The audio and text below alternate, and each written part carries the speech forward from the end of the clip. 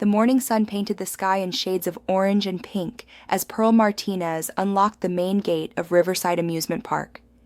At 42 years old, she had developed a comfortable routine in this small town nestled between the mountains and the river. The park wouldn't open for another 2 hours, but Pearl liked arriving early. She enjoyed the quiet moments before the laughter and screams of excited children filled the air. She walked past the carousel with its painted horses frozen in mid-gallop, past the bumper cars sitting silent in their arena, and headed toward her station, the ticket booth near the entrance. The small wooden structure had become her sanctuary over the past 3 years. Through its window, she greeted every family, every child who came seeking joy and adventure. Pearl settled into her chair and began counting the cash drawer, a task she could now do with her eyes closed. Her hands moved automatically while her mind wandered, as it often did during these early hours. She thought about the day ahead, about the children she would see. There was something healing about their innocent excitement, their pure happiness at simple pleasures. "Morning, Pearl," called a voice from outside. She looked up to see Marcus, the park's maintenance supervisor, walking toward her with his toolbox. Marcus was a kind man in his 50s, with graying hair and a perpetual smile that showed the gap between his front teeth. "Good morning, Marcus," Pearl replied, returning his smile. "Starting early today?"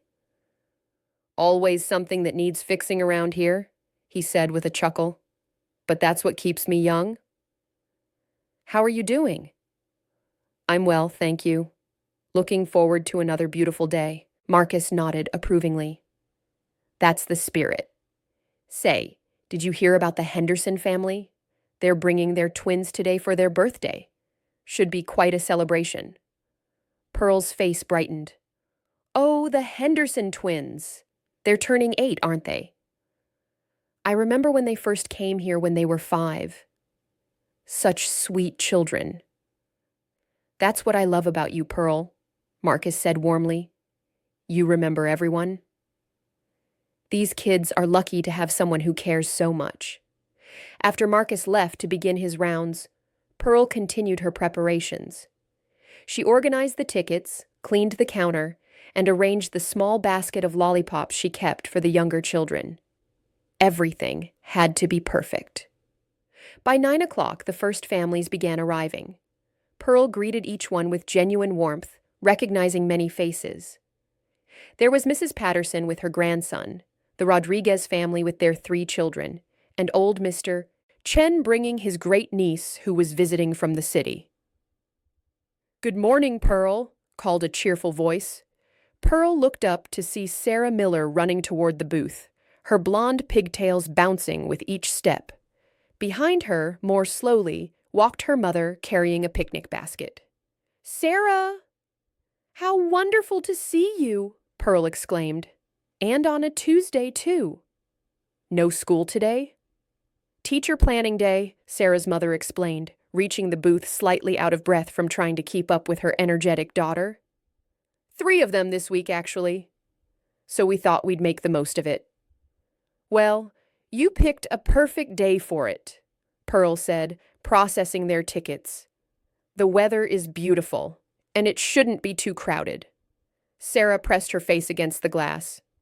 "Pearl, can I have one of your special lollipops?" "Sarah, don't beg," her mother chided gently. But Pearl was already reaching for her basket. "Of course, sweetheart. Here you go, Cherry, your favorite." As Sarah skipped away happily, her mother lingered for a moment. "You really do remember everything about these kids, don't you?" Pearl smiled softly. "They make it easy. Each one is special." The morning passed in its usual pleasant rhythm.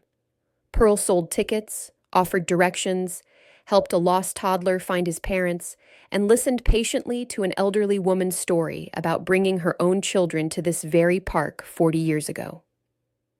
These were the moments Pearl lived for now. Simple, safe, predictable moments where she could be helpful without the weight of life and death responsibility. Around noon, Tommy Jackson arrived with his father. Tommy was 9 years old, with a mop of red hair and more freckles than anyone could count. He was one of Pearl's favorites, though she tried not to show favoritism. Tommy had a curious mind and was always asking questions about everything. "Hi, Miss Pearl," Tommy called out, waving enthusiastically. "Guess what? I finished reading that book you recommended." "The one about the explorer?" Pearl asked, leaning forward with interest. "Yeah. It was so cool. Did you know that—" Tommy launched into an excited explanation of everything he had learned, barely pausing for breath. His father smiled apologetically at Pearl. "Sorry, he's been talking about it nonstop for 3 days." "Don't apologize," Pearl said warmly. "I love his enthusiasm. Tommy, remind me at the end of the day, and I'll write down some other books you might enjoy." "Really? That would be awesome." Tommy's face lit up even more. As they walked into the park, Pearl felt that familiar warmth in her chest. This was what she loved most about her job. These connections with the children. They trusted her, talked to her, shared their excitement and their worries. She was like an aunt to half the children in town. The afternoon brought Lily Chen, who came with her older brother. Lily was 9 years old, small for her age, with straight black hair cut in a neat bob. She was quieter than Sarah or Tommy, more thoughtful and careful. While her brother ran off to the roller coaster, Lily stayed at the ticket booth for a moment. "Miss Pearl," she said softly, "I drew something for you." She held out a folded piece of paper. Pearl opened it carefully to find a crayon drawing of the amusement park, with a smiling figure in the ticket booth. "Lily, this is beautiful," Pearl said, genuinely touched. "Is this me?" Lily nodded shyly. "You're always so nice to everyone. I wanted to make you something." "Thank you, sweetheart. I'm going to put this right here on my wall so I can see it every day." Pearl taped the drawing to the wooden wall beside her cash register, next to several other drawings from children over the years. Lily smiled, satisfied, and ran off to join her brother. Pearl watched her go, feeling grateful for this life she had built. It was so different from her previous life, so much simpler and safer. No danger, no terrible decisions, no crushing responsibility. Just ticket booth, lollipops, and the innocent joy of children. If only she could forget completely. If only the nightmares would stop. If only she could look at a certain breed of dog without feeling her chest tighten with grief and guilt. But those were thoughts for another time.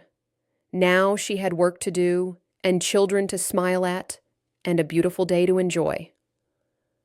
That evening, after the park closed, Pearl walked home through the quiet streets of Riverside. The town was small enough that everything was within walking distance. The park, the grocery store, the library, her apartment. She liked it that way.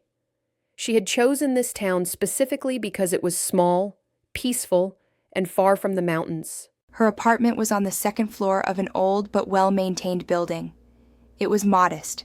1 bedroom, a small kitchen, a living room with space for not much more than a couch and a bookshelf. But it was hers, and it was safe. Pearl made herself a simple dinner, pasta with vegetables, and ate while reading a book. This was another part of her routine.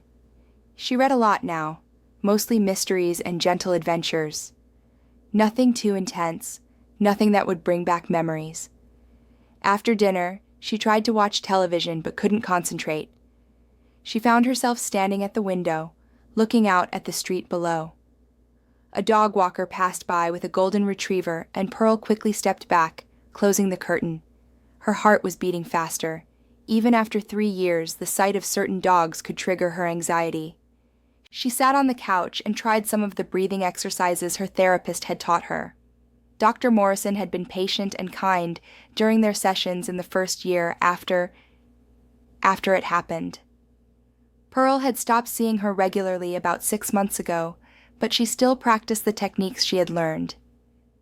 "You've made remarkable progress, Pearl," Dr. Morrison had said during their last session. "You've built a new life for yourself. You're functioning well. But remember, healing isn't linear. Some days will be harder than others, and that's okay. Pearl wondered if Dr. Morrison would consider today a hard day. The dog walker had bothered her more than usual. Maybe because she was tired. Maybe because the nightmares had returned more frequently lately. She tried to distract herself by preparing for tomorrow. She laid out her clothes, a comfortable blouse and jeans, suitable for her work at the ticket booth. She made a note to buy more lollipops. Her supply was running low. She set her alarm for 6:30, but when she finally got into bed, sleep wouldn't come easily. She lay in the darkness, her mind drifting despite her best efforts to keep it anchored in the present. She thought about her day, about the children she had seen, Sarah with her boundless energy, Tommy with his curious mind, Lily with her gentle, artistic soul. They reminded her of why she had chosen her previous career, why she had loved it so much before everything fell apart. Pearl had always loved children. Growing up, she had been the favorite babysitter in her neighborhood. In college, she had volunteered at children's hospitals and elementary schools. Everyone had assumed she would become a teacher. But Pearl had discovered something else she loved even more than children: dogs.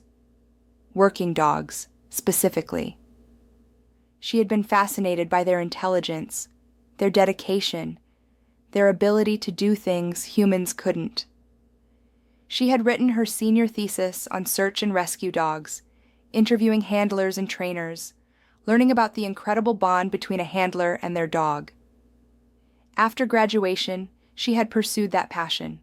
She had trained to become a search and rescue dog handler and trainer.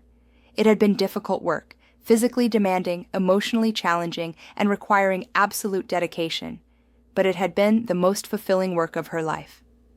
And then there was Max. Pearl closed her eyes tightly, trying not to go down that path. But it was too late. The memories were coming, like they always did when she let her guard down. Maximum, her beautiful, brilliant, loyal Max. A German shepherd with intelligent brown eyes and a coat that shone like polished mahogany in the sunlight. He had been 3 years old when Pearl first met him, a young dog with endless potential, but in need of proper training. She had trained him herself, spending countless hours building their partnership. They had become one of the best teams in the region. Max had helped find lost hikers, missing children, avalanche victims. He had saved lives. He had been a hero. And then, 3 years ago, on a cold February day, he had died. Pearl felt tears sliding down her cheeks. She let them come. After 3 years, she had learned there was no point in fighting tears when they wanted to fall. It had been a routine call, or so they had thought. A family of 4, parents and 2 children, had gone missing during a ski trip in the mountains. A storm was coming. Time was critical. Pearl and Max had been called in along with several other teams. The search had been difficult from the start. Heavy snow, strong winds, visibility near zero. But they had found tracks, and Max had picked up a scent. They had been so close. Pearl could remember the determination in Max's every movement, the way he had pushed forward despite the harsh conditions. They had found the family huddled in a small cave, cold but alive. It had been a success. Pearl had radioed for the rescue team, and they had begun the process of getting the family ready for transport. That's when the avalanche warning had come through.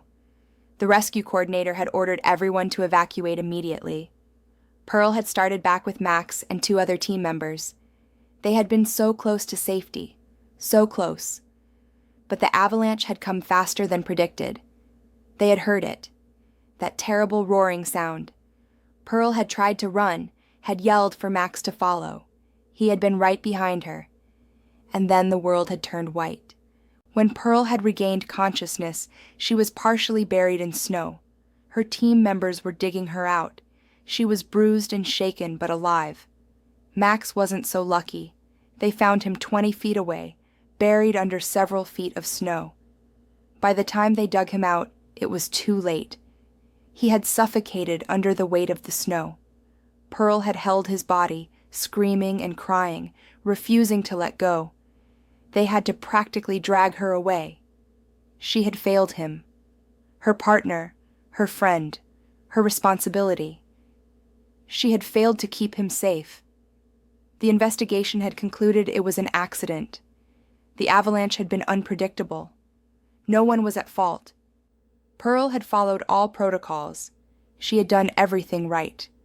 But it didn't matter. Max was dead, and Pearl couldn't forgive herself. She had quit her job within a month. She couldn't bear to work with dogs anymore, couldn't bear the thought of training another dog, of potentially putting another life at risk. She had moved away from the mountains, away from everything that reminded her of that day.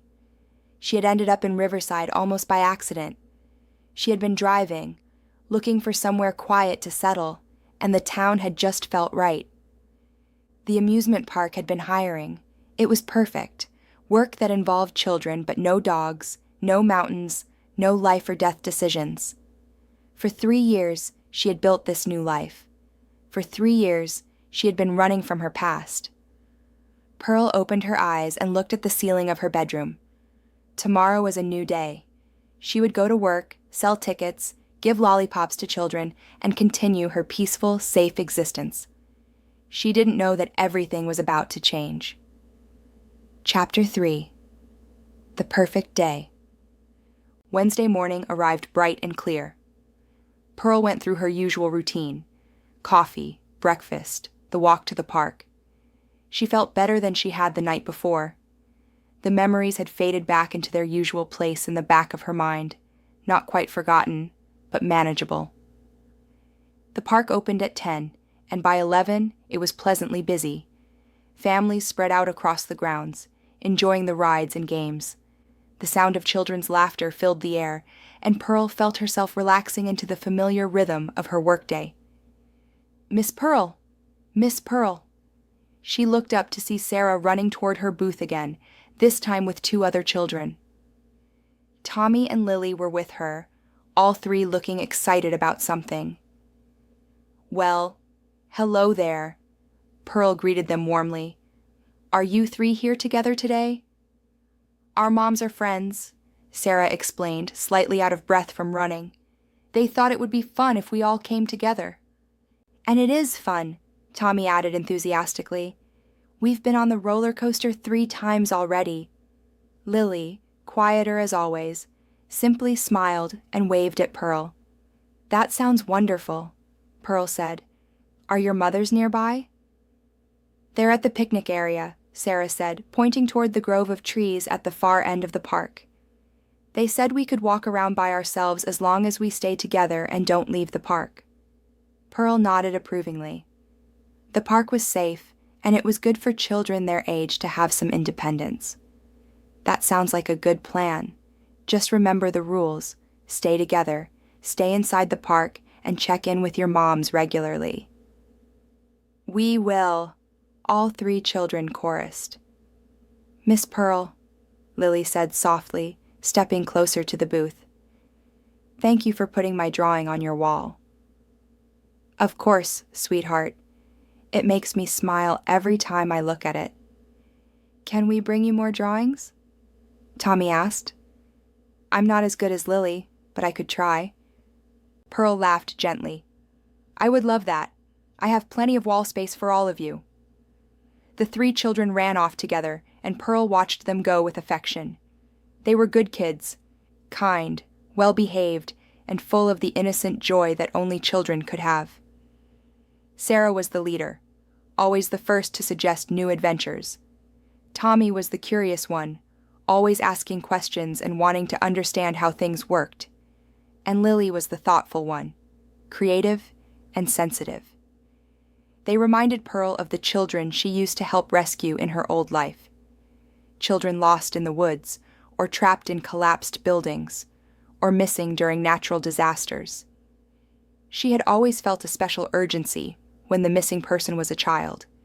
She and Max had worked harder, pushed further, refused to give up. She shook her head, pushing the memories away. That was then. This was now.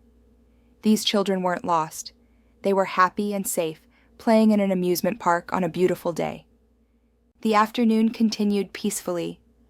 Pearl sold tickets, answered questions, and enjoyed the pleasant weather. Around 3 o'clock, Marcus stopped by her booth with a bottle of cold water. "Thought you might be thirsty," he said, handing it to her. "It's getting warm out here." "Thank you, Marcus." "That's very thoughtful." Pearl opened the bottle and took a long drink. "How are things going on your end?" "All good." "Fix the squeaky wheel on the carousel and tighten some bolts on the Ferris wheel. Just routine stuff." He leaned against the booth. "Hey, did you notice those 3 kids?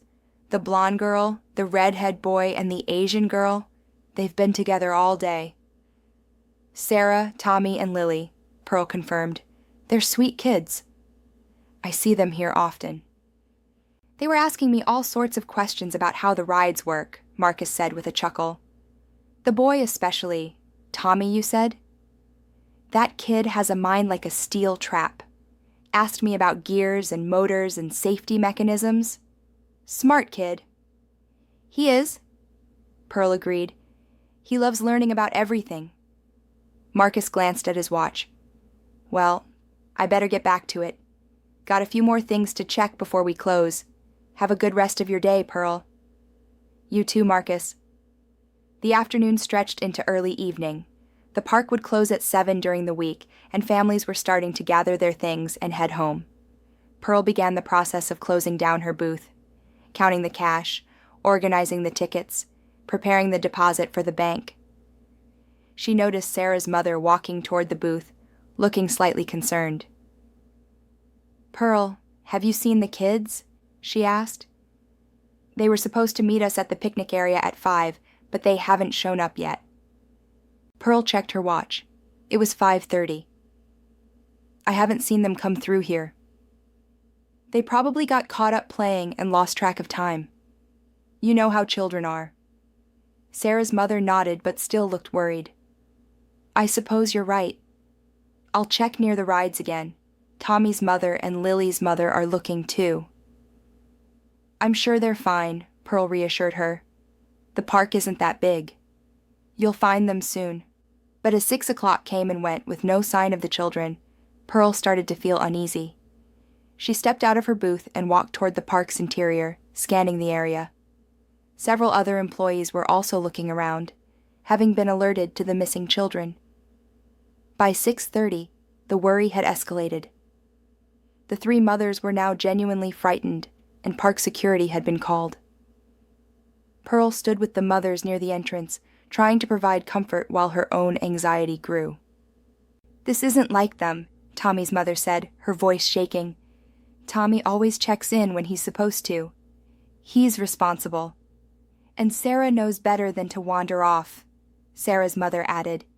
"She's been coming to this park since she was 3 years old."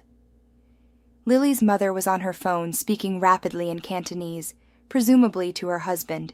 When she finished, she looked at the other mothers with tears in her eyes. What if something happened to them? What if someone? "Let's not jump to conclusions," Pearl said firmly, though her own heart was racing. "The park is secure. They couldn't have left without going through the entrance, and I would have seen them. They must be somewhere inside the park grounds." But even as she said it, she knew it wasn't entirely true. The park was fenced, but a determined child could find ways around fences. There were gaps, places where the fence met natural terrain, areas that weren't perfectly secure. Marcus approached with the park manager, Mrs. Thornton. Mrs. Thornton was a no-nonsense woman in her 60s who ran the park with military precision. "We've searched every ride, every building, every restroom," Mrs. Thornton said. "The children aren't in the park. I've called the police. They're on their way." The mothers gasped, and one of them started crying. Pearl felt a cold sensation spreading through her chest. Not in the park. That meant they had left somehow. But why? Where would they go? The police arrived within 10 minutes. This was a small town, after all. Chief Bradley, a portly man with a gray mustache, took charge immediately. He listened to the mothers' descriptions of the children, asked about what they had been wearing, wanted to know their exact movements during the day. Pearl provided what information she could. They came to see me around 11. They seemed happy and excited. They said they were going to explore the park together. That's the last time I saw them. And you're sure they didn't leave through the main entrance? Chief Bradley asked. I would have noticed, Pearl said. I'm very aware of the children who come through. These 3 in particular, I know them well. Chief Bradley nodded and turned to his officers. Start a systematic search of the immediate area. Check the parking lot, the streets around the park, any nearby businesses. Get descriptions out to all officers on patrol. As the police organized their search, Pearl stood back, feeling helpless and frustrated. She knew what needed to happen. She knew the protocols for searching for missing children. She had done it dozens of times in her previous life. But that life was over. She had walked away from it. She couldn't go back. Could she? As darkness fell over Riverside, the search intensified. More police officers arrived. Volunteers from the community began gathering, wanting to help. The story had spread quickly through the small town, 3 children missing from the amusement park. Everyone wanted to do something. Pearl remained at the park, unable to make herself leave. She had given her statement to the police, but she couldn't go home.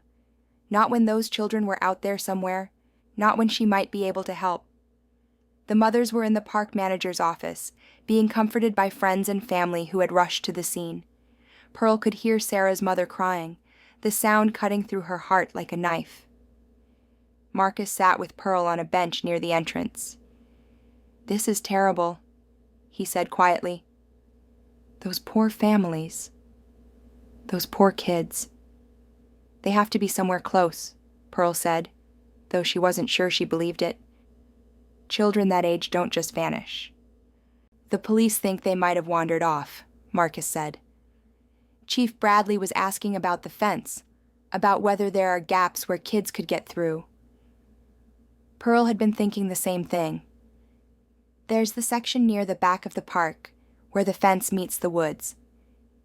It's not well maintained. Kids could squeeze through there. But why would they?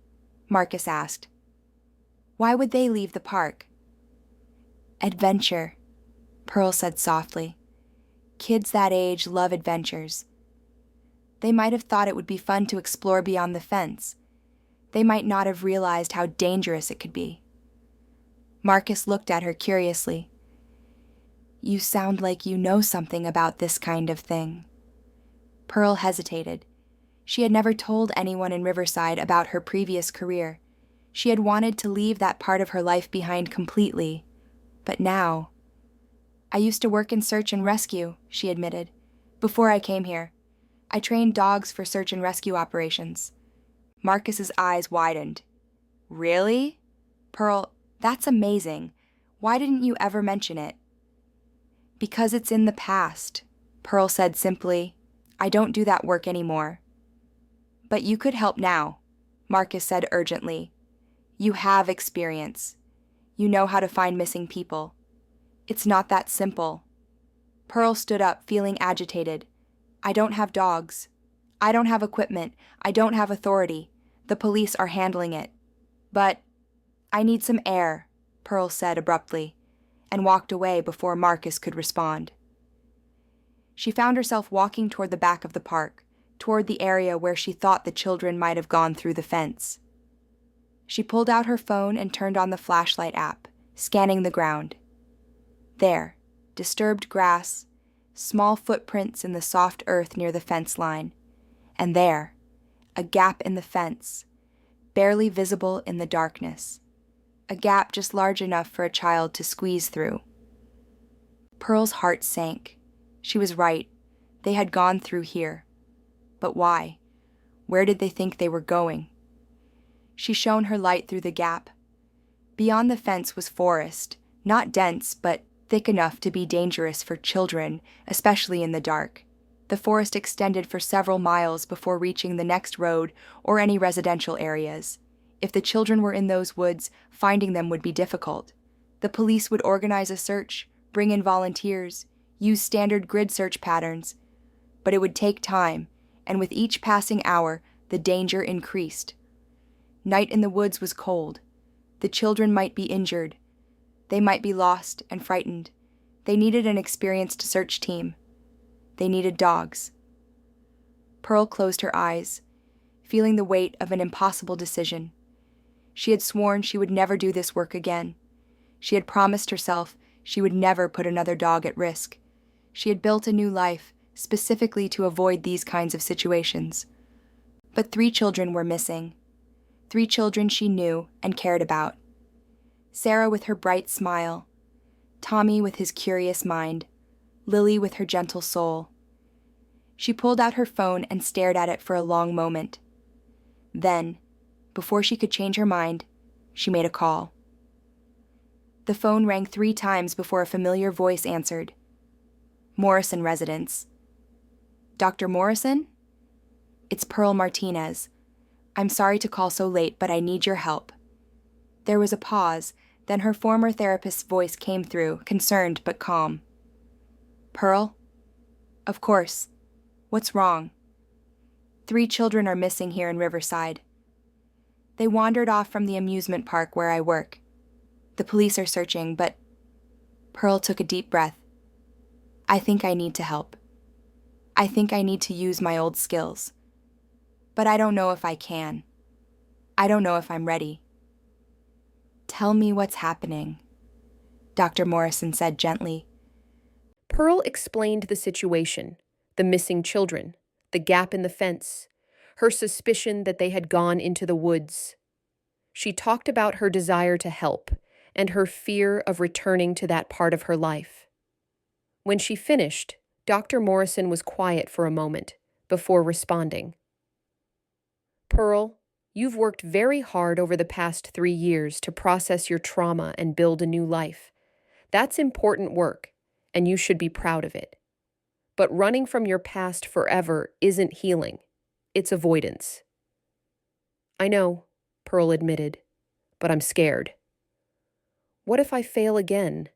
What if something goes wrong?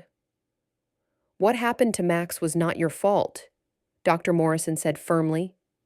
We've talked about this many times. You followed protocol. You did everything right. The avalanche was an act of nature, not a consequence of your decisions. But I feel responsible. I know you do. And that feeling may never completely go away. But Pearl, think about this. You have skills and experience that could save these children's lives. Is your fear more important than their safety? The question hit Pearl like a physical blow. She knew the answer, had known it the moment she discovered the gap in the fence. No, she whispered. No, it's not. Then you know what you need to do, Dr. Morrison said gently. Use your skills. Help those children. And Pearl, call me tomorrow, okay? We'll talk through whatever happens. After they hung up, Pearl stood in the darkness for another minute, gathering her courage. Then she walked back to the front of the park where the search headquarters had been established. Chief Bradley was coordinating with his officers, studying a map of the area. Pearl approached him with determination. Chief Bradley, I need to speak with you. He looked up, clearly stressed and tired. Miss Martinez, I appreciate your concern, but we have things under control. I used to be a search and rescue dog handler and trainer, Pearl interrupted. I have 8 years of experience finding missing people, and I think I know where those children went. The chief's demeanor changed immediately. You what? Why didn't you say something earlier? Because I don't do that work anymore. But I can't just stand by while those children are lost. She pointed toward the back of the park. There's a gap in the fence at the rear boundary. I found fresh footprints leading through it into the woods. I believe the children went that way. Chief Bradley immediately called over 2 officers, and they all went to examine the area Pearl had found. With better flashlights, the evidence was even clearer. Small footprints, disturbed vegetation, and even a small piece of fabric caught on the fence that one of the mothers later identified as matching Lily's jacket. "You were right," the chief said, looking at Pearl with newfound respect. "This changes everything. We need to organize a proper search of the woods." He hesitated, then asked, "Miss Martinez, I know you said you don't do this work anymore, but would you be willing to help? We don't have anyone with your kind of experience in this department." Pearl felt her heart pounding. This was it, the moment she had to choose. Go back to her old life, even temporarily, or stay in her safe cocoon while children who trusted her remained lost in the woods. "I'll help," she heard herself say, "but I'll need some things. Most importantly, I'll need dogs." It was approaching midnight when Pearl found herself making another difficult phone call. She sat in the park manager's office, which had been turned into the search command center. Chief Bradley had given her permission to make any calls necessary to organize a proper search effort. She scrolled through her old contacts, names she hadn't looked at in 3 years. Most of them were from her previous life, people she had worked with in search and rescue, people she had cut off when she left that world behind. Finally, she found the name she was looking for: Robert Chen, K9 SAR trainer. Robert had been her mentor when she first entered the field. He was in his early 60s now, had been training search and rescue dogs for over 30 years. If anyone could help her on short notice, it would be Robert. The phone rang several times. Pearl glanced at the clock. It was late, but this was an emergency. Finally, someone picked up. "Hello?" The voice was groggy with sleep. "Robert? It's Pearl Martinez." There was a long pause. "Pearl? Is that really you?" "Yes, it's me." "Robert, I'm sorry to call so late, but I need your help. It's an emergency." She could hear rustling as Robert presumably sat up in bed. "What's going on? Are you okay?" "I'm fine, but 3 children are missing in the town where I'm living now. I think they wandered into the woods. Robert, I need dogs. Do you have any available? Can you come?" Another pause, longer this time. "Pearl, you said you were never going to do this work again. You said you couldn't handle it after what happened to Max." "I know what I said." Pearl's voice was strained. "But these are children I know. I can't just do nothing." "Where are you?" "Riverside. It's about 2 hours from where you are." She heard Robert talking to someone in the background, probably his wife. Then he came back on the line. "I can be there by 3 in the morning. I'll bring Riley and Scout. They're both certified for wilderness search and in excellent condition. Do you have a command center set up?" "Yes, at the Riverside Amusement Park. I'll text you the address." "Pearl," Robert's voice softened. "Are you sure you're ready for this?" "Working with dogs again, I mean." Pearl looked out the window at the darkness where 3 children were lost and frightened. "I have to be ready. These kids are depending on me." "All right, I'll be there as soon as I can." "And Pearl? It's good to hear your voice again. I've missed you." After hanging up, Pearl sat for a moment, processing what she had just committed to. In a few hours, she would be working with search dogs again. She would be doing the work that had once defined her life, the work she had loved so deeply and then abandoned so completely. Chief Bradley came into the office. "We have about 20 volunteers ready to search. I'm organizing them into teams with my officers. We'll start at first light if we don't find the children before then." "That's good," Pearl said. "But we shouldn't wait until dawn. Every hour that passes is critical, especially in cold weather. Do the children have warm clothing?" The chief checked his notes. According to their mothers, Sarah was wearing a light jacket, Tommy had a hoodie, and Lily had a thin windbreaker. Not enough for spending the night outside, especially if temperatures drop. Pearl felt a chill that had nothing to do with the temperature. "We need to find them soon. I have a colleague coming with search dogs. He'll be here around 3 in the morning. Once he arrives, we can start a proper search pattern. In the dark, dogs don't need light the way humans do. They search by scent, and we can't afford to wait. Pearl stood up, feeling the old professional determination returning. I need to look at topographical maps of the area. Do you have any? I can get them. Chief Bradley studied her with curiosity. Miss Martinez, I have to say, you're a different person now than you were a few hours ago. More focused, confident. This is what I used to do, Pearl said simply. I know how to find missing people. I just forgot that I knew. For the next 2 hours, Pearl studied maps and aerial photos of the forest area. She identified likely paths the children might have taken, marked potential hazards like steep slopes and streams, and planned search sectors. She interviewed the mothers again, asking detailed questions about the children's personalities and habits.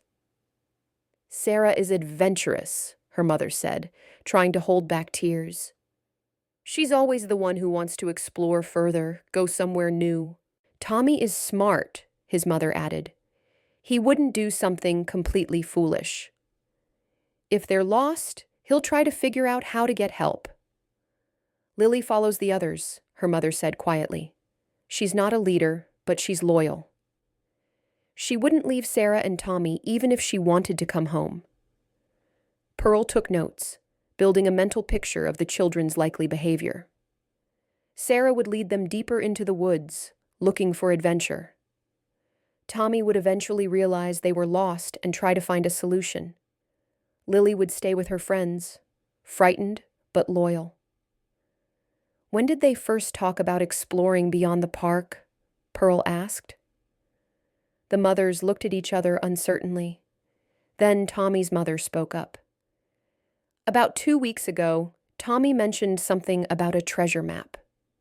He said he and his friends had found something interesting near the park. A treasure map? Pearl leaned forward. Did he say where they found it? I didn't think much of it at the time.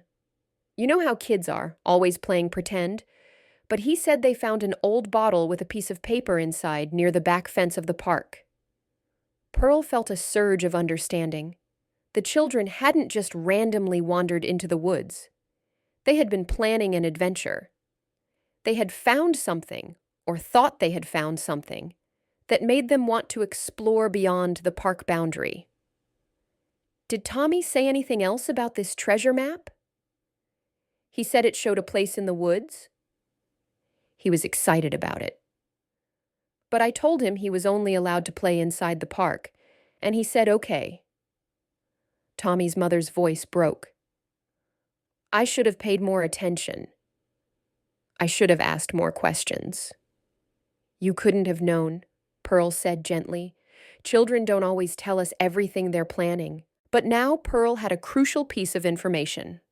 The children had gone into the woods with a purpose. They weren't just wandering randomly. They were looking for something specific. That could help narrow down the search area, but it also meant they might have gone farther than children would normally venture. At 2:30 in the morning, Pearl went outside to wait for Robert. The night was cold and clear, stars visible overhead. Volunteers huddled in groups, drinking coffee and talking in low voices. The mothers were in the office, refusing to go home, desperate for any news. Pearl wrapped her jacket tighter around herself and thought about Max. She hadn't let herself think about him properly in 3 years, but now she couldn't avoid it. She remembered his intelligence, his dedication, his absolute trust in her. I'm sorry, Max, she whispered to the night. I'm so sorry I couldn't save you. A vehicle pulled into the parking lot. A white van with K9 Search and Rescue written on the side. Pearl felt her heart skip a beat. Robert had arrived. Robert Chen climbed out of the van, and for a moment, Pearl just stared at him. He looked older than she remembered. More gray in his hair, deeper lines around his eyes. But his movements were still strong and confident as he walked around to the back of the van. Pearl, he said warmly, pulling her into a brief hug. "It's been too long." "Thank you for coming," Pearl said, her voice tight with emotion. "I know it's a lot to ask." "Nonsense. This is what we do." Robert opened the back of the van, and Pearl heard the eager sounds of dogs inside. "Come on, let me introduce you to the team." Two dogs jumped down from the van, a German Shepherd and a Border Collie. Both were wearing search and rescue vests and looked alert and ready to work.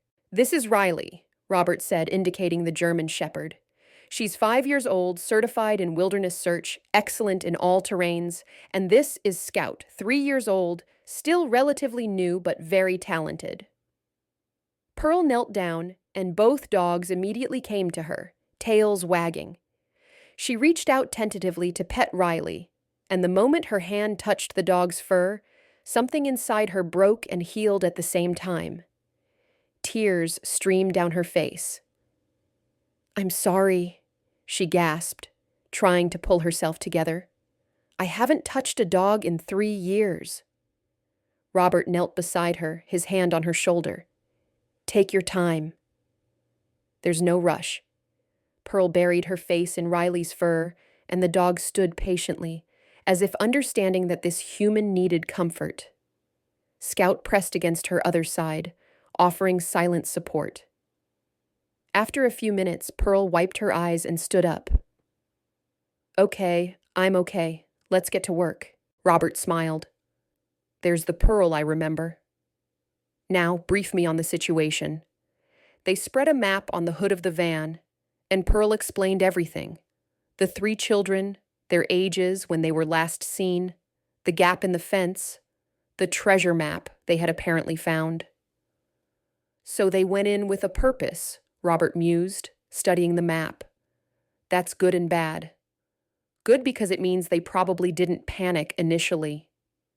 Bad because it means they went deeper than they would have otherwise. Exactly my thinking." Pearl traced a line on the map. "If I were planning an adventure based on a treasure map, I'd head in this direction. There's a small clearing about half a mile into the woods with some old rock formations. To a child, that might look like a perfect spot for buried treasure. Half a mile is a long way for children that age, especially in unfamiliar terrain. I know. But with 3 of them together, encouraging each other, building up the excitement, they might not have noticed how far they were going." Chief Bradley joined them, looking relieved to see Robert and the dogs.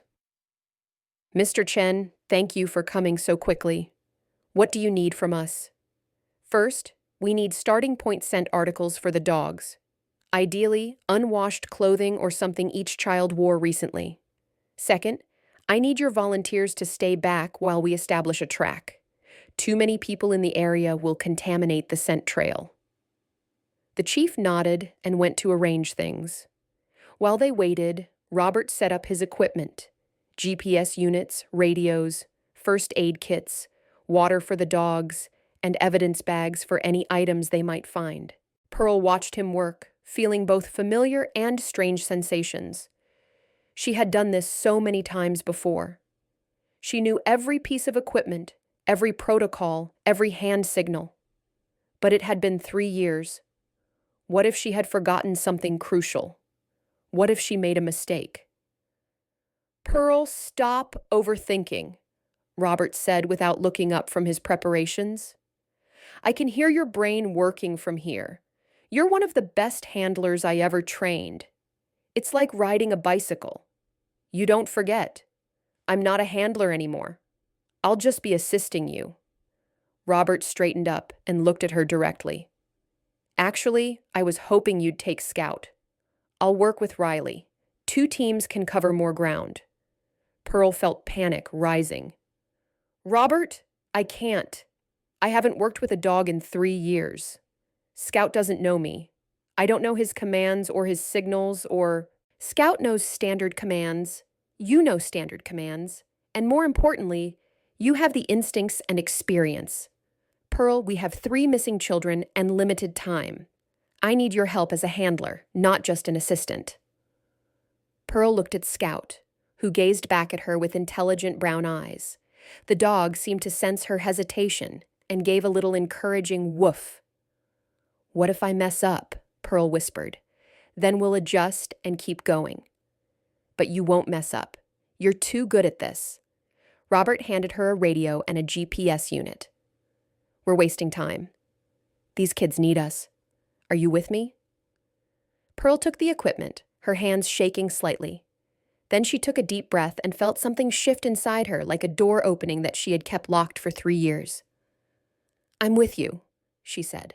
The mothers arrived with the scent articles, a teddy bear that Sarah slept with, a favorite t-shirt of Tommy's, and a hairbrush belonging to Lily.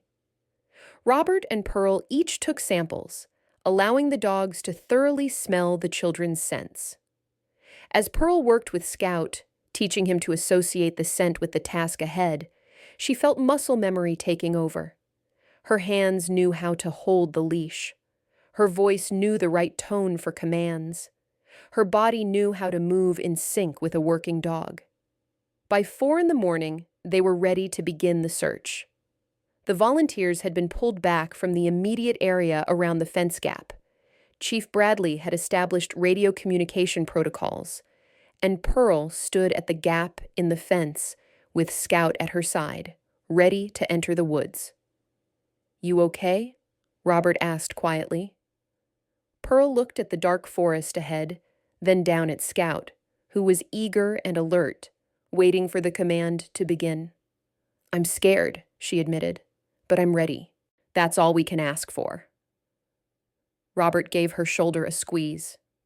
"Let's bring these kids home." Pearl gave Scout the command to search, and the dog immediately put his nose to the ground, beginning to work the scent. Pearl followed, her flashlight cutting through the darkness, her focus narrowing to the dog, the forest, and the task ahead. She was a search and rescue handler again. The forest was eerily quiet at 4 a.m.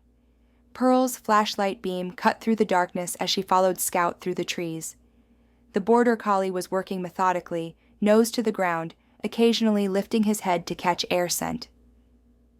About 50 feet behind them, Robert and Riley were working a parallel path. They stayed in radio contact, coordinating their movements and sharing information. "Scout has the scent," Pearl reported into her radio. "He's moving with purpose, heading northeast." Riley confirms. Robert's voice crackled back. "Strong trail." These kids definitely came this way. Pearl felt a mixture of exhilaration and terror. The exhilaration came from being back in the field, using her skills, working with a dog again. The terror came from the knowledge that 3 children were somewhere in these woods, lost and frightened, depending on her to find them. Every few minutes, Pearl would stop to mark their position on the GPS and check in with the command center. Chief Bradley had teams positioned at various roads around the perimeter of the forest, ready to respond if the children were found.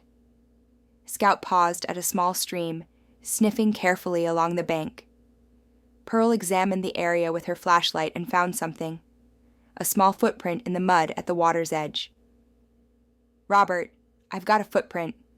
Looks like a child's sneaker, size consistent with our missing kids." "Mark it. We're finding cloth fibers caught on branches over here. They definitely came this way." Pearl marked the location on her GPS and took a photo of the footprint with her phone. Then she encouraged Scout to continue. The dog sniffed around for another moment before picking up the trail on the other side of the stream. As they moved deeper into the forest, Pearl's mind was working on multiple levels. Part of her was focused entirely on Scout, reading his body language, watching for any sign that he was onto something. Another part was analyzing the terrain, thinking about where 3 children might go. What would attract their attention? What might slow them down or divert their path? And a small part of her was remembering Max, remembering all the searches they had done together, all the people they had found. She pushed the grief aside. There would be time for that later. Right now, she had a job to do. "Pearl, we're finding more signs." Robert's voice came through the radio. broken branches at about the right height for children. They've been moving through here, probably within the last 12 to 18 hours. That matches our timeline. They disappeared around 5 yesterday evening. How's Scout doing? Pearl watched the border collie's behavior carefully. He's confident. The trail is still strong. He's not hesitating or circling, which means the scent is clear and relatively recent. They had been searching for about 45 minutes when Pearl noticed a change in Scout's behavior.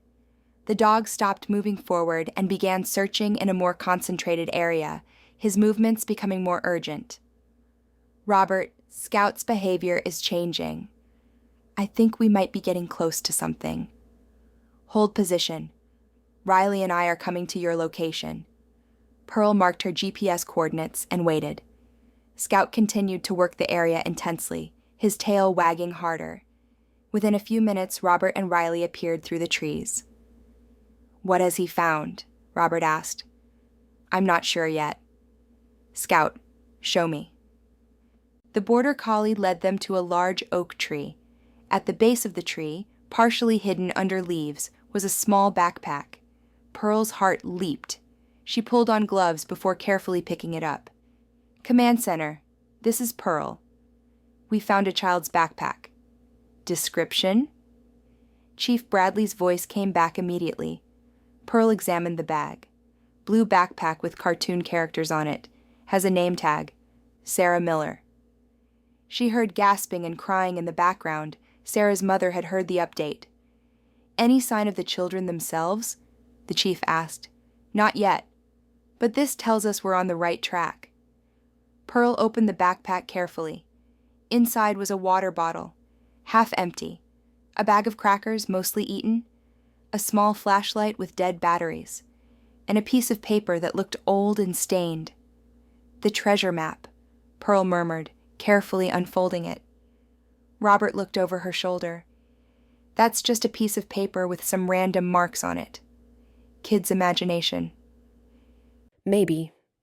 But to them, it was real enough to lead them into the woods. Pearl studied the crude drawing. There was an X marked in what looked like a rough sketch of the forest, with a few landmarks drawn in, a stream, some rocks, and what might be a large tree or a cliff face. Can you make anything useful out of that? Robert asked. Pearl compared the map to her mental image of the actual terrain. If this stream is the one we crossed, and if these rocks are the formations I was thinking of earlier, the X would be approximately another quarter-mile northeast. There's a rock outcropping in that area, almost like a small cliff. To children, it might look like the perfect spot for buried treasure. Then that's where we go. Robert gestured to the dogs. Riley, Scout, find them. Find the children. Both dogs seemed to understand the renewed urgency. They put their noses to the ground and picked up the trail again, moving more quickly now. Pearl could see they were onto something good. Their body language showed excitement and determination. The terrain became rougher as they climbed a gentle slope. Pearl had to use her hands occasionally to pull herself over fallen logs and around dense undergrowth. She thought about the children doing this in the failing light of late afternoon. They must have been so excited, so focused on their treasure hunt, that they didn't notice how difficult the journey was becoming. And then, when they tried to return, darkness had fallen. They probably couldn't find their way back. They might have gone in circles, gotten more lost, become frightened. I'm hearing something, Robert said suddenly, holding up his hand to stop. They all froze, listening. At first, Pearl couldn't hear anything except the normal forest sounds, wind in the trees, small animals moving through the brush. Then faintly, she heard it. A voice, a child's voice calling out, "Help! Somebody help us!" Pearl's heart soared. "That's Tommy!" I recognize his voice. "Tommy!" she called out. "Tommy, it's Miss Pearl. Can you hear me? Miss Pearl?" The voice came back, higher and more excited. "Miss Pearl, we're here. We're stuck. Keep calling out, Tommy. We're coming to you. Don't move." Pearl started moving faster, following Scout, who was now straining at the leash, clearly having picked up the children's stronger scent. Robert and Riley were right behind them. Within minutes, they broke through into a small clearing dominated by a tall rock face. And there, huddled at the base of the cliff in a shallow depression that was almost like a cave, were 3 children. "Miss Pearl!" Sarah jumped up and ran toward Pearl, who caught her in a tight hug. The little girl was filthy, her clothes torn and muddy, but she was alive. She was alive. Tommy and Lily scrambled up more slowly, both limping slightly. Within seconds, all 3 children were clinging to Pearl, talking all at once, crying and laughing simultaneously. "It's okay, it's okay," Pearl said, her own voice thick with emotion. "You're safe now. We've got you." Robert was already on the radio. "Command Center, this is Chen. We have found all 3 children. They are alive. Repeat, all 3 children are alive." The radio erupted with cheering and crying. Chief Bradley's voice cut through. "Condition? Do they need immediate medical attention?" Robert was already examining the children with practiced efficiency. Pearl held them close while he checked them over. "They're cold, dehydrated, and exhausted," Robert reported. "Some minor scrapes and bruises. Tommy has a sprained ankle. Lily has some cuts on her hands. But overall, they're in remarkably good condition. No serious injuries that I can see. We'll need paramedics standing by when we bring them out, but they can walk with assistance." Pearl was pulling emergency blankets from her pack, wrapping them around each child. "When did you last eat?" "We had some crackers yesterday," Tommy said through chattering teeth. "But we ran out. We tried to find our way back, but everything looked the same. We got lost."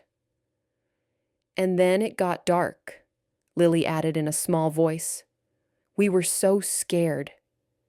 "We found this place to hide," Sarah said. "It's like a little cave." "We stayed together and tried to keep warm, but it was so cold." Pearl was pulling out water bottles and energy bars. "Okay, I want you each to drink some water, small sips, and eat these slowly. Your stomachs might be upset." While the children ate and drank, Pearl examined their hideout. The depression in the rock face provided some shelter from the wind, and the children had gathered leaves and branches to create a makeshift bed. For children their age, they had done remarkably well in keeping themselves safe through the night. "You 3 did a very good job taking care of each other," Pearl told them. "Tommy, was it your idea to find shelter?" Tommy nodded, looking ashamed rather than proud. "But it was my fault we got lost in the first place. I found the treasure map, and I convinced Sarah and Lily to come look for treasure. I should have known better." "We all wanted to come," Sarah said loyally. "It's not just your fault." "I was scared," Lily said softly, "but I didn't want to be a baby and make us turn back." Pearl knelt down so she was at eye level with all 3 children. "Listen to me. What you did, leaving the park without telling your parents, going into the woods alone, that was a very dangerous choice. You could have been seriously hurt. Your families have been terrified. Do you understand that?" All 3 children nodded, looking guilty and ashamed. "But," Pearl continued, "once you were lost, you did everything right. You stayed together. You found shelter. You conserved your food and water. You didn't panic. Those were smart decisions that helped keep you safe until we could find you." "Are our moms really mad at us?" Sarah asked in a small voice. "Your mothers are going to be so happy to see you that I don't think they'll be able to be mad," Pearl said, smiling. "At least not right away. Later, once everyone has calmed down, you'll probably have some serious conversations about safety and making good choices. But right now, they just want you home." Robert had been marking their GPS coordinates and planning the extraction route. "Pearl, we should start moving. It's almost 6 in the morning. We can have them back at the command center within an hour if we take the direct route. Agreed. Pearl helped the children to their feet. Tommy winced when he put weight on his ankle, but he could walk with support. Okay, everyone, here's the plan. Robert and I are going to help you walk back through the forest. The dogs will lead the way. It's still dark, but we have flashlights. I need you to stay close to us and do exactly what we say. Can you do that? All three children nodded seriously. As they began the journey back, Pearl walked between Sarah and Tommy, holding their hands. Lily held Robert's hand. Scout and Riley led the way, still in working mode, but more relaxed now that their mission was accomplished. Miss Pearl, Tommy said after they had been walking for a few minutes. I'm really sorry. We were so stupid. Oh, not stupid, Pearl corrected gently. Young, impulsive, excited about an adventure, but you've learned a very important lesson, haven't you? Yeah, adventures are better when grown-ups know where you are. That's exactly right. The treasure map wasn't real, was it? Sarah asked. Probably not, Pearl admitted. Where did you find it? In an old bottle near the park fence, Tommy explained. It looked really old. We thought maybe someone had buried treasure a long time ago and left a map. It might have been an old paper that got into the bottle by accident, Pearl said. Or maybe some other kids made it as a game years ago and forgot about it. We'll never know for sure. They walked in silence for a while. Pearl could hear the children's labored breathing. They were exhausted, but they were troopers, keeping going without complaint. Miss Pearl, Lily said quietly, how did you find us? These dogs are special, Pearl explained. They're trained to find people by their scent. We gave them something with your smell on it, and they followed your trail through the forest. Like bloodhounds in movies? Tommy asked, his curiosity overcoming his fatigue. Exactly like that. Scout and Riley are search and rescue dogs. Finding lost people is their job. That's so cool, Sarah breathed. Did you train them? Robert trained them. I used to train dogs like this a long time ago. But I don't do it anymore. Why not? Tommy asked. It seems like a really good job. Pearl was quiet for a moment. Then, surprising herself, she answered honestly. Because something bad happened. I lost my dog, and I was very sad. I decided I couldn't do that work anymore. But you came to find us anyway, Lily said. Yes, because you three are special to me. I couldn't let you stay lost. Will you train dogs again now? Sarah asked. Pearl looked down at Scout, leading them confidently through the forest. She thought about how it had felt to work with him, to use her skills again, to do the work she had once loved so deeply. I don't know, she said honestly. Maybe. We'll see. As dawn began to break, filtering through the trees in shafts of golden light, they finally emerged from the forest. A crowd was waiting. Police officers, paramedics, park staff, volunteers, and 3 frantic mothers who rushed forward the moment they saw their children. Pearl released Tommy and Sarah's hands, and they ran to their mothers. The reunions were joyful and tearful. Pearl stood back, watching, feeling a profound sense of satisfaction and relief. Chief Bradley approached her, his eyes red from lack of sleep, but his face beaming. Miss Martinez, I don't know how to thank you. You saved those children's lives. I just did what I was trained to do, Pearl said quietly. That map the kids were following, the chief said. My officers examined it. It's just a piece of paper with random stains and marks on it. Nothing to do with any real treasure. Those kids' imagination turned it into something worth risking their lives for. Imagination is a powerful thing, Pearl said. Sometimes it leads to wonderful adventures. Sometimes it leads to dangerous choices. The trick is learning which is which. By the time the sun was fully up, Pearl was exhausted. She had spent the last hour at the hospital where the children were being checked over by doctors. All three were going to be fine. Some minor injuries, mild dehydration, and emotional stress, but nothing that wouldn't heal. The mothers had thanked Pearl so many times she had lost count. Tommy's mother had hugged her so tightly Pearl could barely breathe. Lily's mother had offered to pay her anything she wanted. Sarah's mother had simply stood there crying and holding Pearl's hands, unable to form words. Now, Pearl sat on a bench outside the hospital with Robert and the two dogs. The morning was beautiful, clear and bright, with birds singing. It seemed impossible that just a few hours ago, 3 children had been lost in the dark forest. "You did good work in there," Robert said, breaking the companionable silence. "Scout responded to you like you'd been working together for years."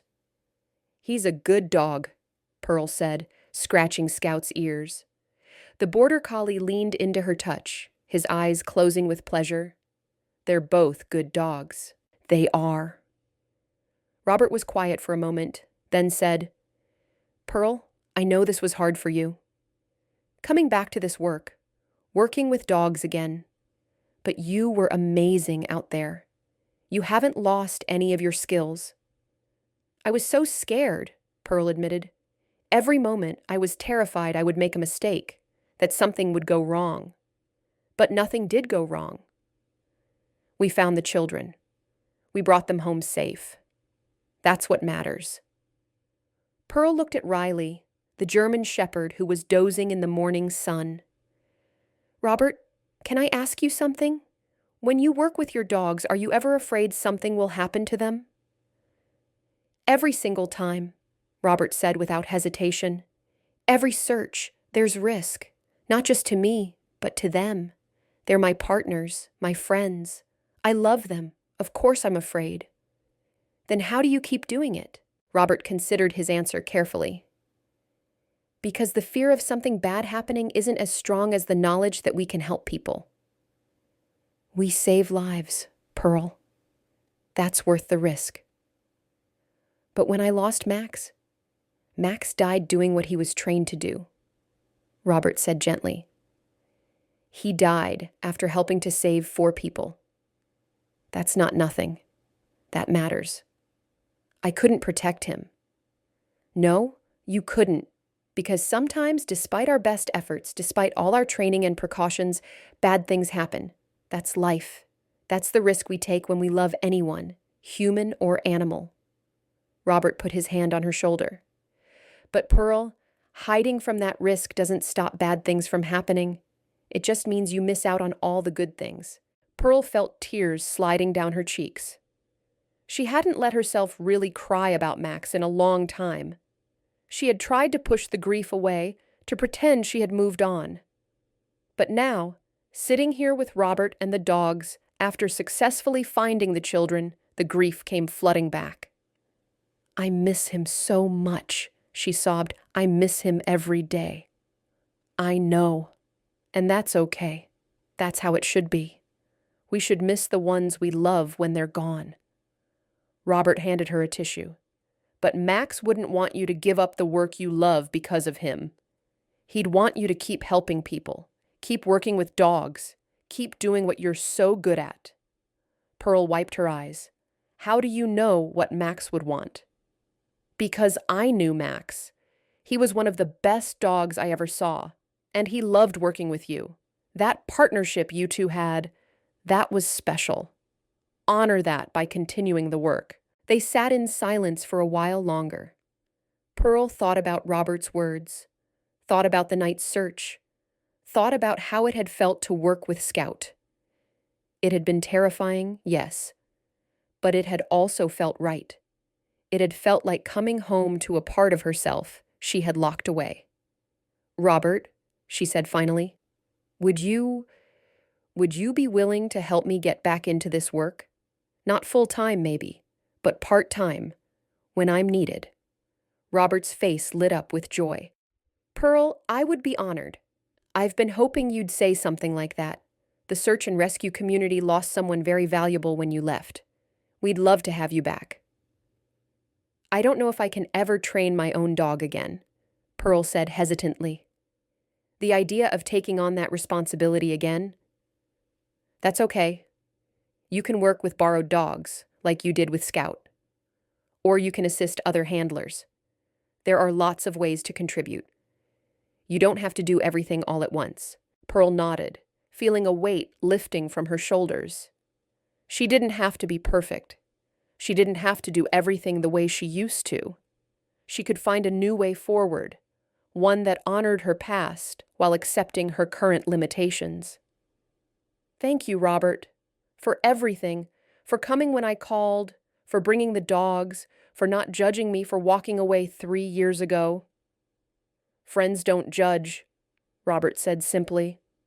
Friends help. Now come on, let's get you home. You need sleep. You've been up all night. As they walked to Robert's van, Pearl looked back at the hospital where the 3 children were recovering. She thought about Sarah's adventurous spirit, Tommy's curious mind, and Lily's loyal heart. They would be okay. They would learn from this experience and become more careful, but hopefully not so careful that they lost their sense of wonder. And Pearl would be okay too. She would find a way to balance her fear with her desire to help. She would honor Max's memory not by running from it, but by continuing the work they had done together. Pearl slept for most of the day. When she finally woke up, it was late afternoon. She lay in bed for a few minutes, feeling disoriented. Had last night really happened? Had she really gone into the woods with search dogs and found 3 missing children? Her sore muscles confirmed it was all real. So did her phone, which had dozens of messages and missed calls. News of the rescue had spread throughout the small town. She got up, showered, and made herself some coffee. Then she sat down to go through her messages. There were texts from Marcus, from Mrs. Thornton, the park manager, from parents of other children who visited the park. There were voice messages from the local newspaper asking for an interview, and from the mayor's office asking her to call back. But the message that caught her attention was from Dr. Morrison. Pearl, I saw the news about the rescued children. I'm so proud of you.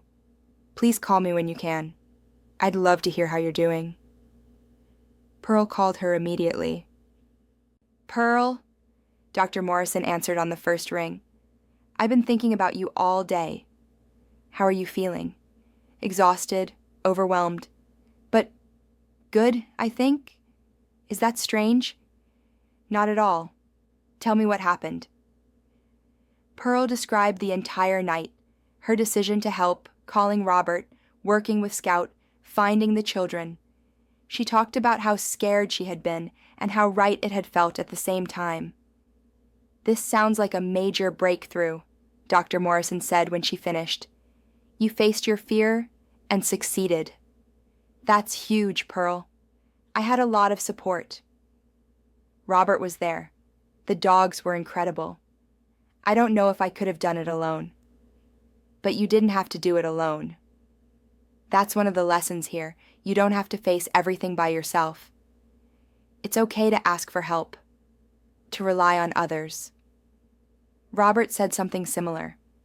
He said I can work with borrowed dogs if I'm not ready to train my own, that I can ease back into this work gradually. How do you feel about that? Pearl thought about it. I feel hopeful. I'm not ready to jump back into search and rescue full time. I still have my job at the park, and I like that work. But maybe I could do both. Maybe I could work at the park most of the time and help with searches when I'm needed. That sounds like a very healthy balance, Dr. Morrison said approvingly. You're not running away from your past, but you're not letting it completely define your future either. You're integrating both parts of your life. I never thought about it that way, but yes, that's exactly what I want to do. They talked for another 20 minutes, with Dr. Morrison helping Pearl process her emotions and plan next steps. By the time they hung up, Pearl felt more centered and clear about her path forward. The next call was harder. Pearl scrolled through her contacts until she found the number she wanted. She hesitated for a long moment before pressing dial. "Hello?" a woman's voice answered, warm and familiar. "Mom? It's Pearl." There was a gasp. "Pearl? Oh, honey, is it really you?" "It's me." Pearl's mother started crying. "I've been so worried about you. You barely called after what happened. You moved away and wouldn't tell me where." I thought, "I know, Mom. I'm sorry. I wasn't in a good place. I needed time to figure things out. Where are you? Are you okay?" "I'm in a town called Riverside. I've been working at an amusement park. And Mom, something happened last night. 3 children went missing, and I helped find them. I went back to doing search and rescue work." "Oh, Pearl." Her mother's voice was full of emotion. "How do you feel about that?" "Scared, but also like maybe I'm ready to stop running. Maybe I'm ready to be myself again." "I'm so glad to hear that. Your father and I have been hoping you would find your way back to yourself." They talked for over an hour, catching up on 3 years of life. Pearl's parents had respected her need for space, but it was clear they had been worried and sad. Now, hearing the strength returning to Pearl's voice, her mother was overjoyed. "Will you come visit us soon?" her mother asked. "Yes, I promise. I've been hiding for too long. It's time to reconnect with everyone." After hanging up, Pearl felt lighter. She had been carrying so much guilt and grief, trying to handle it all alone. But talking to Robert, Dr. Morrison, and now her mother, she was starting to understand that healing didn't mean forgetting or ignoring the past. It meant accepting it and finding a way to move forward. There was a knock on her door. Pearl opened it to find Marcus standing there with a casserole dish. "Mrs. Thornton made this for you," he said with a smile. "She said a hero needs a proper meal." "I'm not a hero," Pearl protested, taking the dish. "I just did what needed to be done." That's what heroes always say. Marcus lingered in the doorway.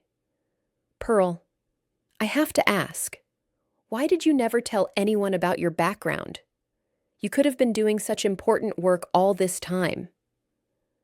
Pearl invited him in, and they sat at her small kitchen table. She explained about Max, about the trauma, about her need to escape from that life. "But last night showed me something," she said. "Running away didn't make the pain go away. It just made me smaller. I was living half a life, afraid to use my skills, afraid to be fully myself. And now? Now I'm going to try to find a balance. I love my job at the park. I love working with the children there. But I'm also going to start helping with search and rescue again when I'm needed. I can do both." Marcus nodded approvingly. "That sounds wise. And Pearl, the whole town is talking about what you did. You're going to have to get used to being a bit of a celebrity around here." Pearl groaned. "That's exactly what I don't want." But Marcus was right. Over the next few days, Pearl found she couldn't go anywhere in Riverside without people wanting to thank her or congratulate her. The local newspaper ran a front-page story about the rescue. The mayor gave her a commendation at a town meeting. Parents of children who visited the park looked at her with new respect and gratitude. The 3 children recovered quickly. Within days, they were back to their normal selves, though perhaps a bit more cautious about adventures. Their mothers had agreed they could visit the park again, but with strict rules about staying where they were supposed to be. 1 week after the rescue, Sarah, Tommy, and Lily came to visit Pearl at the ticket booth. They each brought her drawings they had made, pictures of the rescue, with Pearl and the dogs featured prominently. "We wanted to say thank you properly," Tommy said. "My mom said we didn't say it enough at the hospital." "You don't need to thank me," Pearl said gently. "I'm just glad you're safe." "We learned our lesson," Sarah said seriously. No more treasure hunts without telling our parents first. That's a good lesson to learn. Miss Pearl, Lily asked quietly, will you still be here? At the park? You're not going to leave, are you? Pearl smiled and reached through the ticket window to squeeze Lily's hand. I'm not going anywhere. I'll be right here. This is my home now. A month after the rescue, Pearl found herself standing in Robert's training facility, watching him work with a young German Shepherd puppy. The facility was located about an hour from Riverside, but Pearl had started making the drive every weekend to learn and help. This is Luna, Robert said, bringing the puppy over. She's 8 months old, and she's showing a lot of promise for search and rescue work. Pearl knelt down, and Luna immediately jumped up, licking her face enthusiastically. Pearl laughed, something she found herself doing more often these days. She's adorable. When did you get her? About a month ago. Her owner wanted her trained for SAR work, but doesn't have the time to do it himself, so he asked if I would take her on. Pearl played with Luna for a few minutes, noting the puppy's confidence and intelligence. She does seem promising. I was thinking, Robert said casually, that she might benefit from having 2 trainers, someone who could work with her during the week, not just on weekends. Pearl looked up at him sharply. Robert. Just think about it. You wouldn't have to commit to keeping her permanently. Just foster her, train her, see how it goes. If it's too much, we can adjust. Pearl looked at Luna, who was now chewing on her shoelace. The puppy was full of energy and enthusiasm, completely different from the serious, focused Max had been. Maybe that was good. Maybe training a puppy from scratch would be different from what she had experienced before. I don't know, she said slowly. I'd have to clear it with my landlord. And my work schedule. You work at the park until 7 most days, right? That still leaves plenty of evening time for training. And weekends you could bring her here for more intensive work. It's a huge responsibility. Yes, it is. But Pearl, you're ready for this. I've been watching you these past few weeks. You're confident again. You're happy. You're yourself. Pearl sat back on her heels thinking. Was she ready? Could she take on the responsibility of training a dog again, knowing what could happen?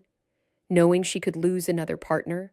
But then she thought about Scout and Riley, about how good it had felt to work with them.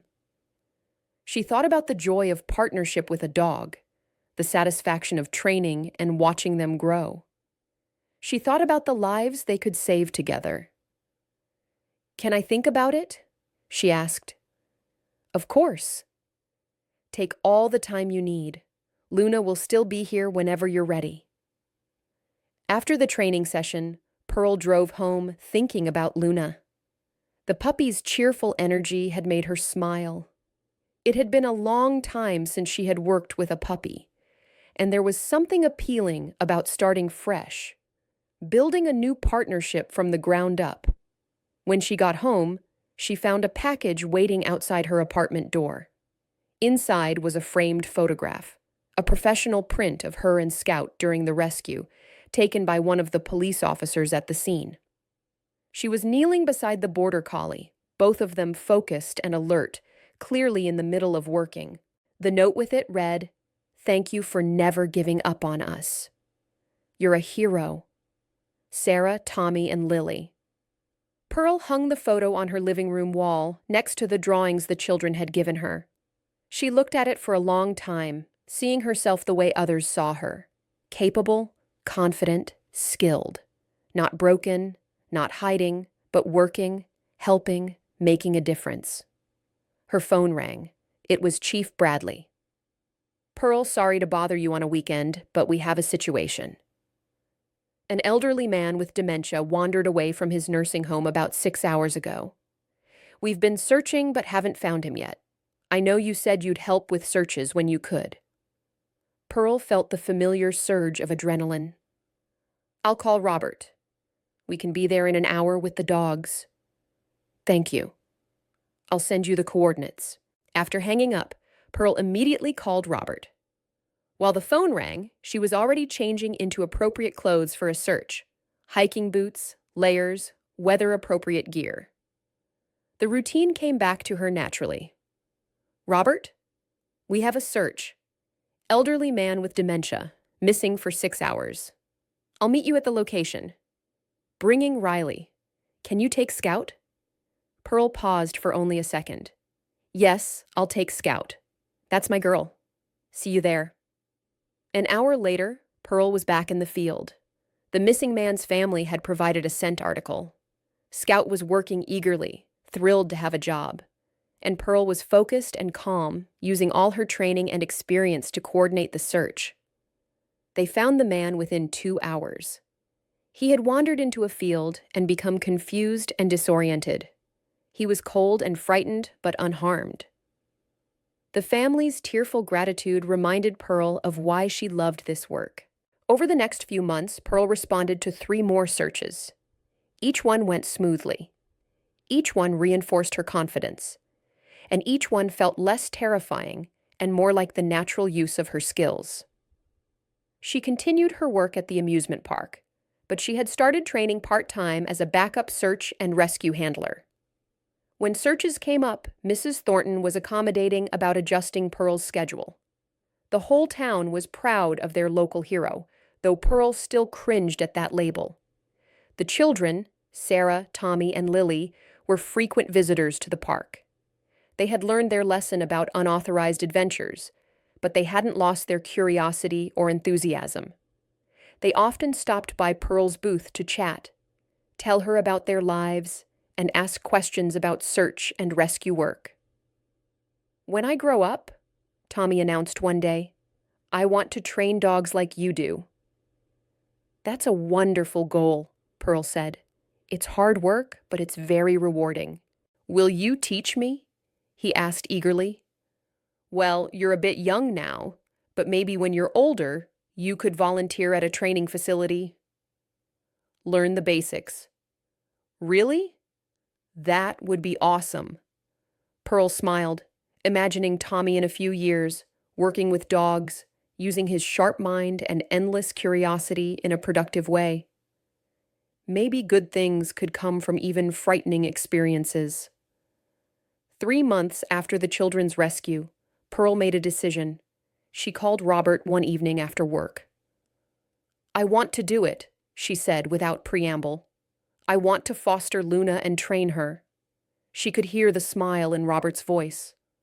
I was hoping you'd say that. When do you want to pick her up? This weekend? I've already talked to my landlord and gotten approval. And I've been reading training manuals and watching videos. I want to do this right. You will. You're one of the best trainers I know.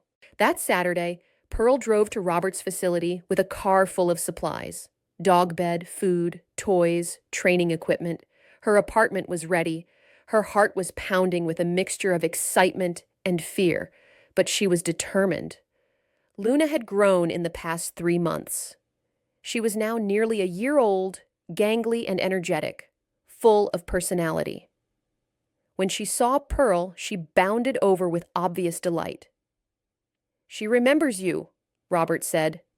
Dogs have good memories, especially for people who are kind to them. Pearl knelt down and let Luna shower her with puppy kisses. Hi, Luna. Are you ready to come home with me?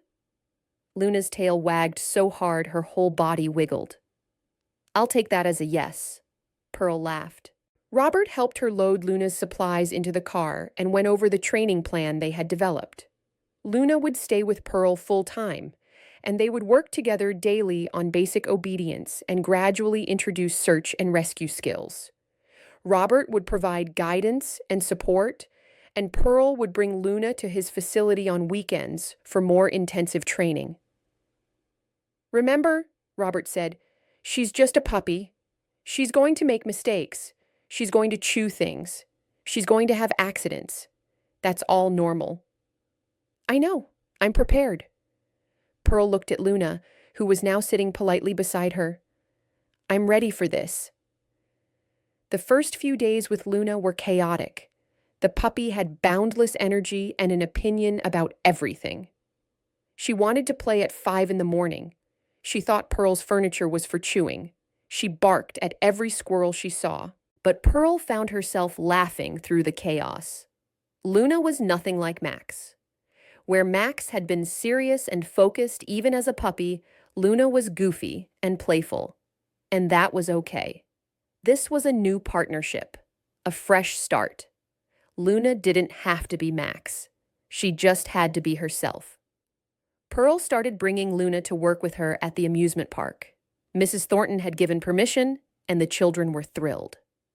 Luna became a favorite attraction at the ticket booth, and Pearl used the opportunity to teach the children about responsible dog ownership and working dogs. "Why is she wearing that vest?" one child asked. "This is her training vest," Pearl explained. "It tells her that she's working, not playing. When she's wearing it, she knows she needs to focus and do her job." "What's her job?" "She's training to be a search and rescue dog. When she's fully trained, she'll help find people who are lost."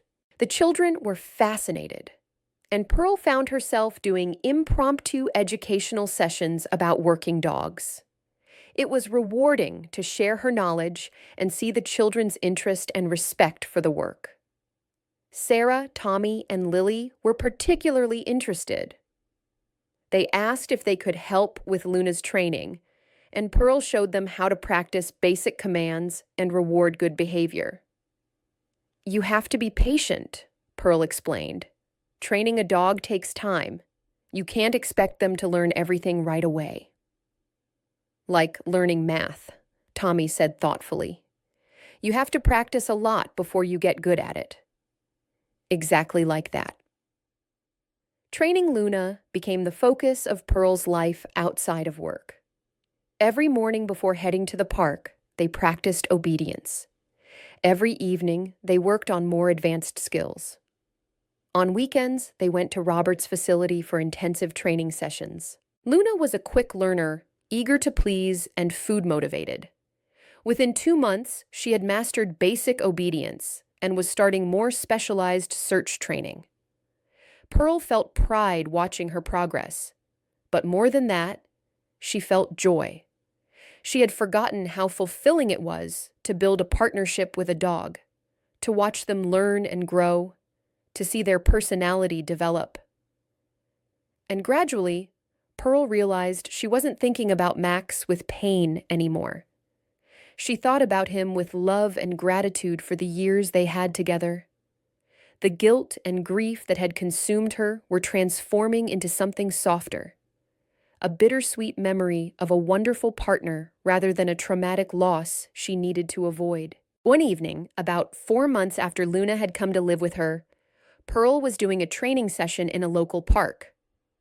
Luna was practicing scent work, learning to track a specific scent across open ground. She was doing well, focused and determined, when suddenly she stopped and looked up at Pearl with what could only be described as joy in her eyes. In that moment, Pearl felt it. The connection, the bond, the partnership. Luna trusted her. Luna was happy working with her. They were becoming a team. Pearl felt tears streaming down her face, but this time they were tears of happiness. "Good girl, Luna," she said softly. "You're such a good girl." Luna wagged her tail and went back to work, completely unaware of the emotional breakthrough her handler was having. 6 months after the children's rescue, Pearl and Luna received their first official call-out as a team. A hiker had gone missing in the state forest about an hour from Riverside. He had been out of contact for 12 hours, and his family was worried. Pearl loaded Luna into her car. She had traded in her old sedan for an SUV better suited for transporting a large dog and equipment, and drove to the search staging area. Robert was already there with Riley, along with several other search and rescue teams from across the region. "Ready for your first official search as a team?" Robert asked. Pearl nodded, feeling nervous but confident. "We're ready. Luna's been doing well in training. She's a natural, just like her handler." They received their search sector and set out. Luna was excited but focused, her training kicking in the moment Pearl gave her the search command. They worked methodically through their assigned area, Luna checking every promising scent, while Pearl navigated the terrain and marked their progress on GPS. After 2 hours, Luna's behavior changed. She became more focused, her movements more purposeful. Pearl recognized the signs. Luna had picked up something. "Good girl, Luna. Show me." Luna led Pearl up a steep slope to a rocky outcropping. And there, wedged between two large boulders with a broken ankle, was the missing hiker. "I'm so glad to see you," he gasped. "I fell yesterday afternoon and couldn't climb out. I thought no one would find me." Pearl radioed in their location and began assessing the man's injuries while keeping Luna calm and controlled. The rescue team arrived within 20 minutes, and the hiker was safely evacuated.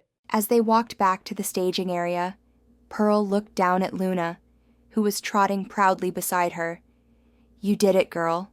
Your first save." Luna looked up at her handler with adoration and trust, and Pearl felt her heart swell. This was what she had been missing. This partnership, this purpose, this ability to help people in their most desperate moments. That evening, after they had driven home and Pearl had fed Luna and cared for her equipment, she sat on her couch with the dog sprawled beside her. She pulled out her phone and opened her photo gallery, scrolling back to pictures from years ago. There was Max, young and beautiful, in his prime during a training session. There was Pearl, younger and unscathed by grief, smiling at the camera. There were photos of rescues, of celebrations, of the life she had once lived. Pearl used to avoid looking at these photos. They had been too painful, too full of what she had lost. But now she could look at them with appreciation for what she had gained from that time. "I had a good partner before you," she told Luna. "His name was Max. He was brave and smart and loyal. I lost him, and it broke my heart. For a long time, I thought I could never do this work again." Luna lifted her head, listening attentively, even though she couldn't understand the words. "But you've shown me that it's possible to move forward without forgetting. I'll always love Max. I'll always miss him. But that doesn't mean I can't love you too, or that we can't be amazing partners." Pearl saved one of the photos of Max to her favorites and then took a new photo of Luna. She created a new album on her phone. "My search partners." Max's photo went in first, then Luna's. "Both of you are part of my story," she whispered. Over the next year, Pearl and Luna responded to dozens of searches. Some were successful, some weren't. They found lost children, missing seniors, injured hikers. They worked in forests, mountains, urban areas. They partnered with Robert and other handlers, learning from each experience. Pearl's reputation grew, not just in Riverside, but throughout the region. She became known as one of the most reliable handlers, someone who could be counted on in difficult situations. She was asked to help train new handlers, to give talks about search and rescue work, to share her expertise. But she never gave up her job at the amusement park. She scaled back her hours, but continued working the ticket booth several days a week. The children were still an important part of her life, and she didn't want to lose that connection. "You're like a superhero," Sarah told her one day at the park. "You have a normal job, but then you go out and save people." Pearl laughed. "I'm not a superhero. I'm just someone who has particular skills and uses them to help when I can." "That's what superheroes do," Tommy pointed out logically. "I suppose you have a point." Lily was quieter, watching Luna, who was lying calmly beside the ticket booth. "Miss Pearl," she said softly, "I'm glad you found us that night. But I'm also glad it made you do what you love again." Pearl felt her eyes tearing up. "Thank you, sweetie. That's a very wise thing to say. My mom says that sometimes scary things happen for a reason. They teach us something important. Your mom is right. The night you three got lost was very scary, but it did teach me something. It taught me that I couldn't run from my past forever. I had to face my fears and remember who I really was. On the 1 year anniversary of the children's rescue, the town of Riverside held a celebration. It wasn't just for Pearl. The event honored all the volunteers who had helped with the search, all the first responders who had assisted, and the community spirit that had brought everyone together in a crisis. But Pearl was asked to give a speech, which made her nervous. She wasn't comfortable being the center of attention. Still, she agreed, knowing it was important to acknowledge how the community had supported her and the children. The event was held at the amusement park, which seemed fitting.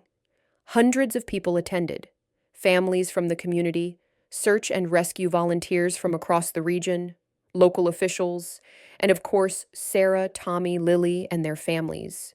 When it was Pearl's turn to speak, she stood at the microphone with Luna sitting calmly beside her. She looked out at all the faces, people she had come to know over the past year, people who had supported her journey back to herself. A year ago, she began, 3 children went missing from this park.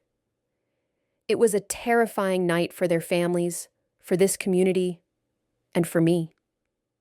I had spent 3 years trying to run from my past, from a tragedy that had made me question everything I was good at.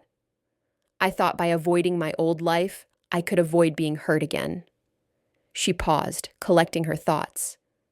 But when those children went missing, I realized something important.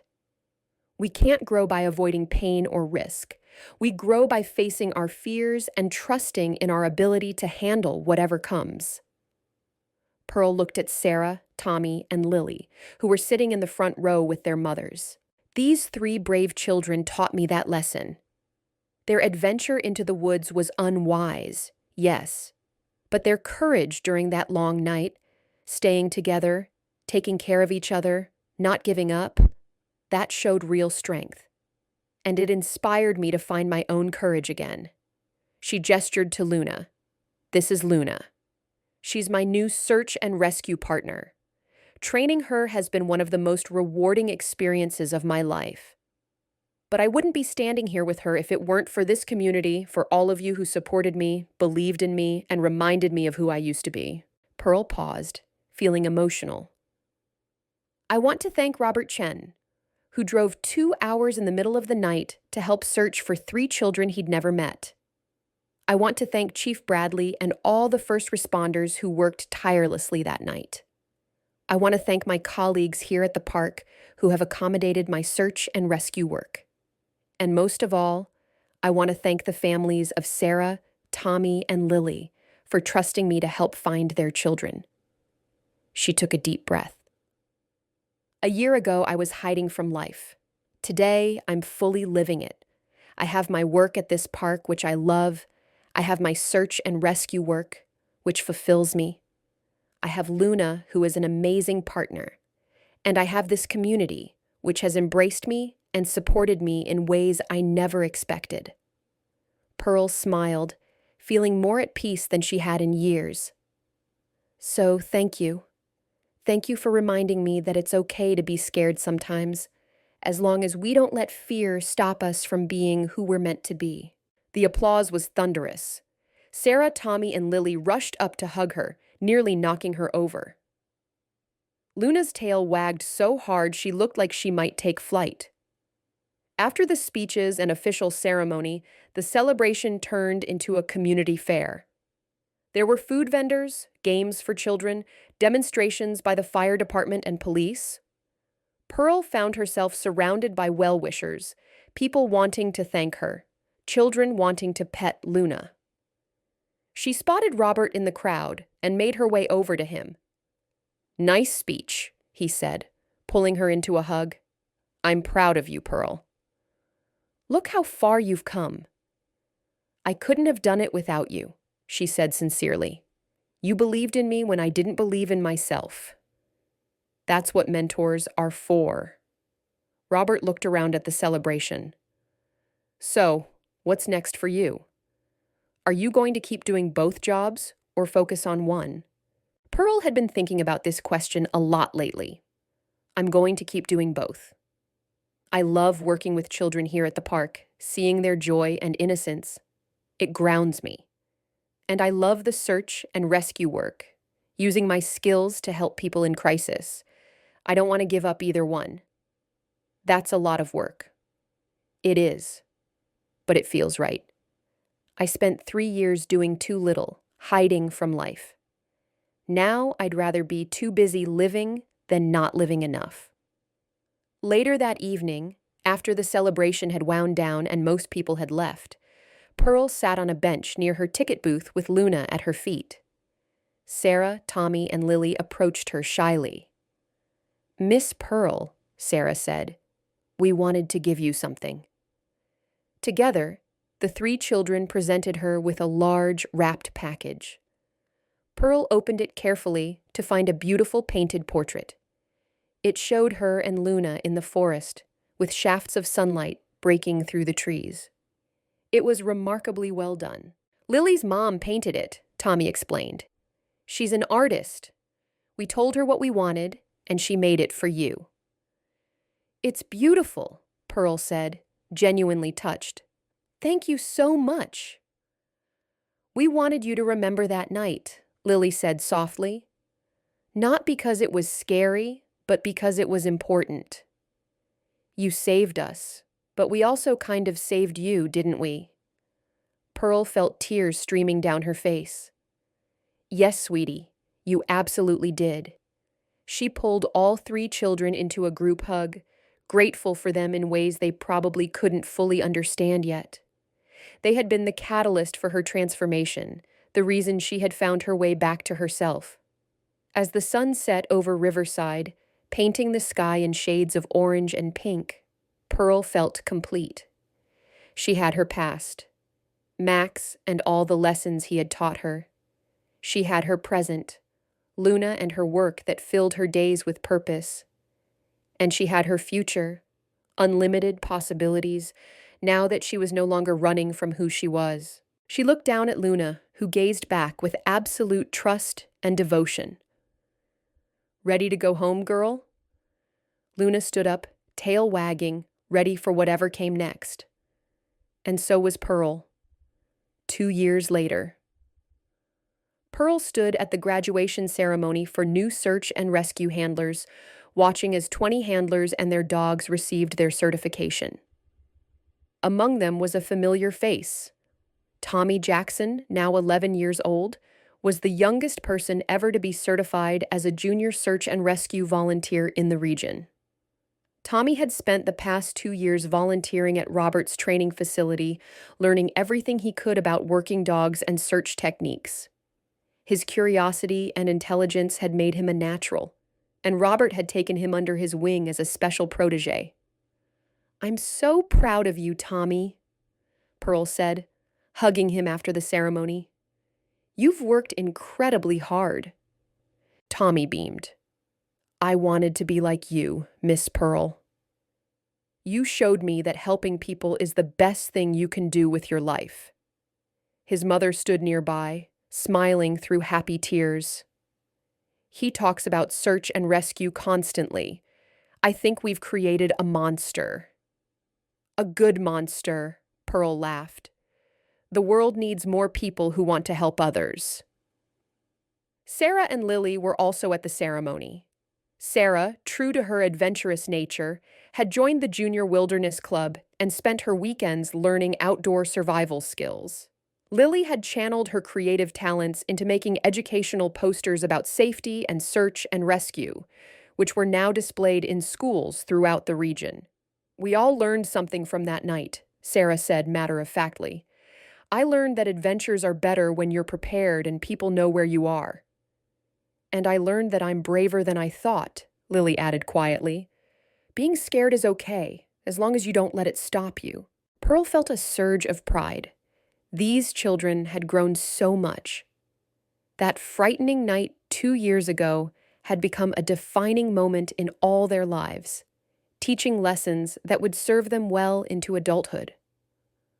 Luna, now 3 years old and fully mature, had become one of the most successful search and rescue dogs in the region.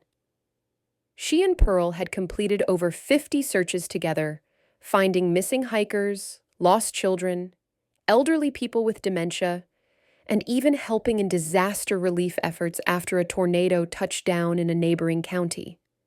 But Pearl's favorite moments were still the quiet ones, working at the amusement park ticket booth, watching children's faces light up with joy, giving out lollipops and offering kind words. That work fed her soul in a different way than the search and rescue operations did. She had found her balance: part-time at the park, part-time doing search and rescue, and part-time helping Robert train new handlers. It was a full life, a rich life, a life that honored both who she had been and who she had become. Robert approached her after the ceremony with a serious expression. "Pearl, I need to talk to you about something." They walked away from the crowd to a quiet corner. Robert looked both excited and nervous. "I'm retiring," he said simply. "I'm 65 next month, and my wife has been patient long enough. She wants to travel, spend time with grandchildren, enjoy life without me running off to searches at all hours." Pearl felt a pang of sadness. "Robert, you've earned it. But I'll miss working with you." "That's what I wanted to talk to you about." Robert smiled. "I need someone to take over the training facility. Someone with experience, dedication, and a real gift for this work. Pearl, I want you to take over." "What?" "Robert, I can't." "You can. You've been helping train new handlers for 2 years now. You're excellent at it. The facility could be yours. I'm not selling it. I'm passing it on to someone who will continue the mission." Pearl was stunned. "But my job at the park?" "You could keep that if you want, though running the facility would be full-time work. Or you could train someone else to help run it. Make it a partnership." Robert put his hand on her shoulder. "Pearl, you've rebuilt yourself over these past 2 years. You've become the person you were always meant to be. This is the next step. What do you say?" Pearl looked across the field at Luna, who was playing with some of the other search dogs. She thought about her journey, from the broken, grieving woman who had hidden herself away in a ticket booth, to the confident handler and trainer she had become. "Can I think about it?" she asked. "Of course. Take all the time you need. I'm not retiring for another 3 months." Over the next few weeks, Pearl thought long and hard about Robert's offer. She talked to Dr. Morrison, who encouraged her to trust her instincts. She talked to her parents, who were supportive of whatever she decided. She even talked to Mrs. Thornton, her boss at the park. "Pearl, you've been wonderful here," Mrs. Thornton said. "The children adore you, and you're an excellent employee. But I can see that your passion is really in the search and rescue work. If you need to move on to something bigger, we'll understand." "I don't want to abandon the children," Pearl said. "They're important to me."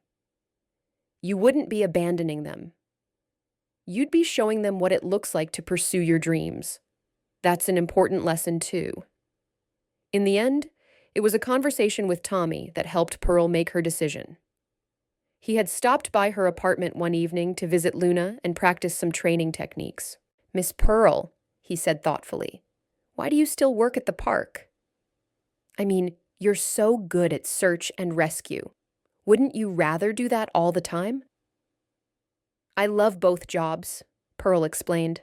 "The park is peaceful and happy. It reminds me that not everything in life is an emergency. Sometimes it's just about simple joy." "But if you ran the training facility, you could teach lots of people to do what you do. You could help more people by training others, right?" Pearl stopped, struck by the wisdom in Tommy's words. He was right. By training other handlers, she could multiply her impact.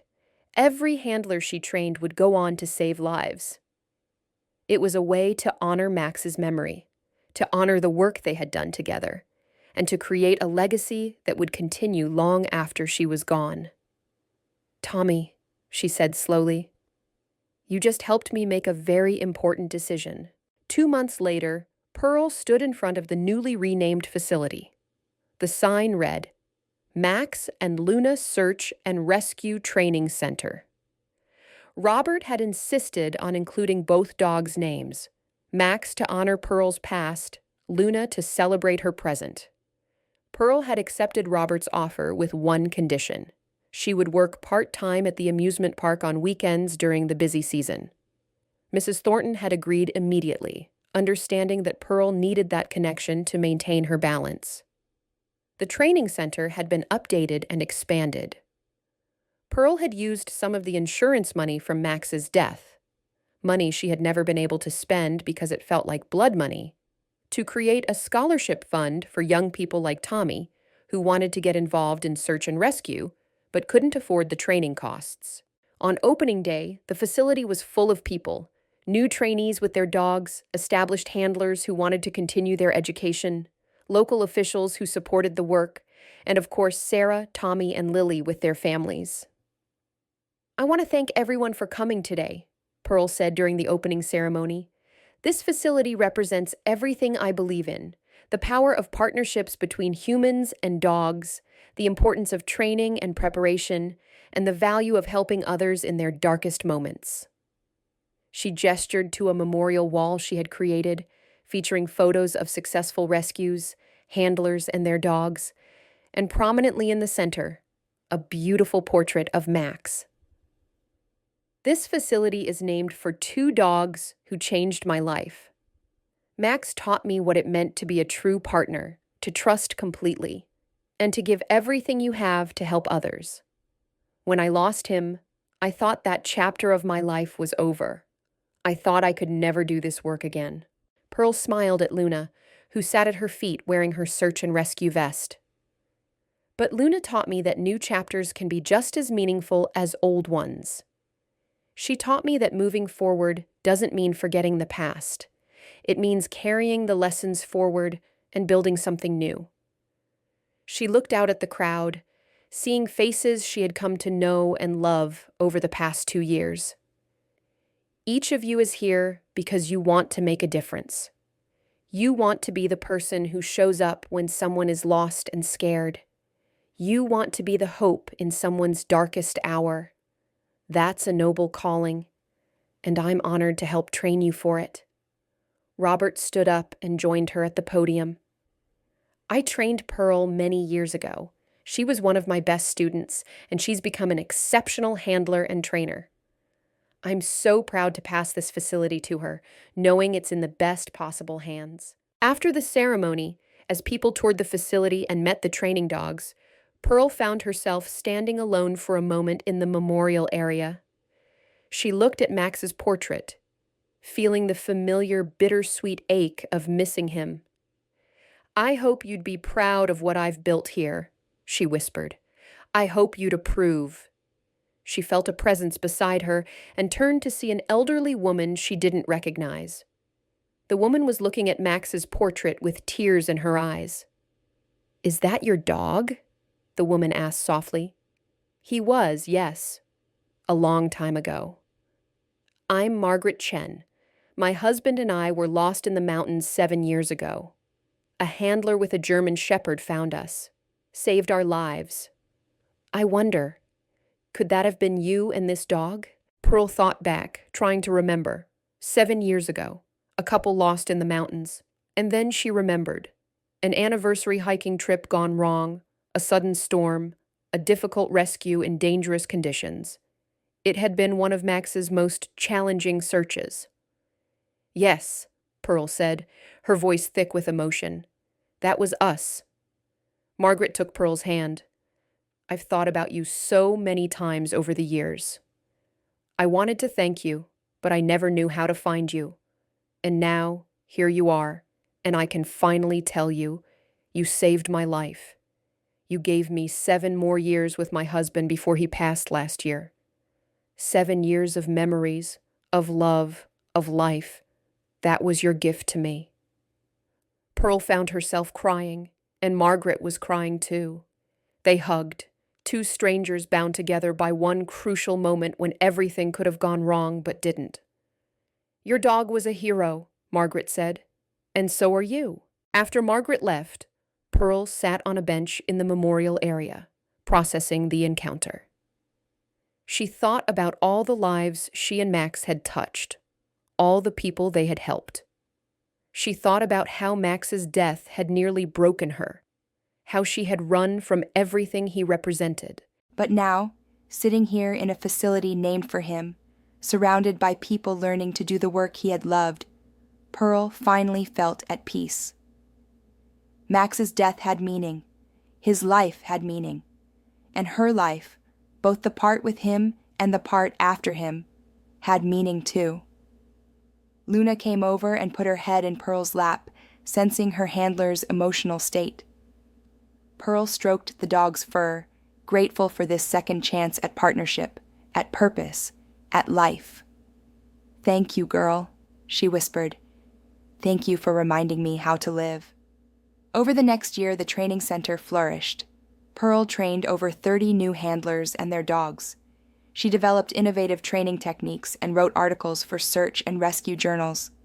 She became a respected voice in the field, speaking at conferences and consulting with other training facilities. But she never forgot her roots. Every Saturday during the summer, she still worked at the Riverside Amusement Park, still sold tickets, still gave out lollipops to excited children. The park management had installed a small plaque near her booth that read, "Pearl Martinez, friend to children, trainer of heroes." Sarah, Tommy, and Lily grew up visiting both the park and the training center. Sarah eventually became a wilderness guide. Tommy, true to his passion, went on to become one of the youngest certified search and rescue handlers in the country. And Lily, quiet Lily, became an artist whose paintings of working dogs helped raise awareness and funds for search and rescue organizations nationwide. The three of them always credited Pearl with inspiring their life paths, and Pearl always insisted that they had inspired hers. On the 5th anniversary of the night the children were found, Pearl organized a special reunion. She invited everyone who had been part of that search, the volunteers, the police officers, the park staff, and of course, Sarah, Tommy, Lily, and their families. They gathered at the amusement park at dusk, near the spot where the children had disappeared through the fence. The gap had long since been repaired and reinforced, but everyone remembered what it had represented, a threshold between safety and danger, between the known and the unknown. 5 years ago, Pearl said to the gathered group, 3 children made a choice that seemed like a fun adventure, but turned into a dangerous situation. Their families were terrified. The community rallied to help, and I was forced to face a part of myself I had been running from. She looked at Sarah, Tommy, and Lily, now teenagers, standing together just as they had that day. These 3 taught me the most important lesson of my life, that fear and courage aren't opposites. Courage is what happens when you act despite your fear. They were courageous that night, staying together and keeping each other safe, and their courage inspired me to find my own. Pearl gestured toward the forest, now peaceful and shadowy in the fading light. That forest represents so many things. To the children, it represented adventure. To their families, it represented danger. To me, it represented both my past and my future, the place where I had to decide whether to stay broken or become whole again. She paused, gathering her thoughts. I chose to become whole. I chose to honor my past partner Max by continuing the work we loved. I chose to build a new partnership with Luna, and I chose to help train the next generation of handlers who will save countless lives. Chief Bradley stepped forward. Pearl, on behalf of the town of Riverside, I want to present you with this certificate of appreciation. You've done more for this community than we can ever repay. You've saved lives, trained heroes, and shown us all what resilience looks like. The crowd erupted in applause. Luna, now a mature and dignified 5-year-old dog, sat calmly beside Pearl, accepting the attention with grace. After the ceremony, as the crowd began to disperse, Pearl found herself alone with Sarah, Tommy, and Lily once more. "Miss Pearl," Sarah said, "can we ask you something?" "Of course." "Do you ever regret that night?" Tommy asked. "I mean, if we hadn't gotten lost, you might have stayed just working at the park, never going back to search and rescue. Would that have been easier?" Pearl considered the question carefully. "Easier? Maybe. But would I have been truly happy? Number. I was hiding from life, trying to protect myself from being hurt again.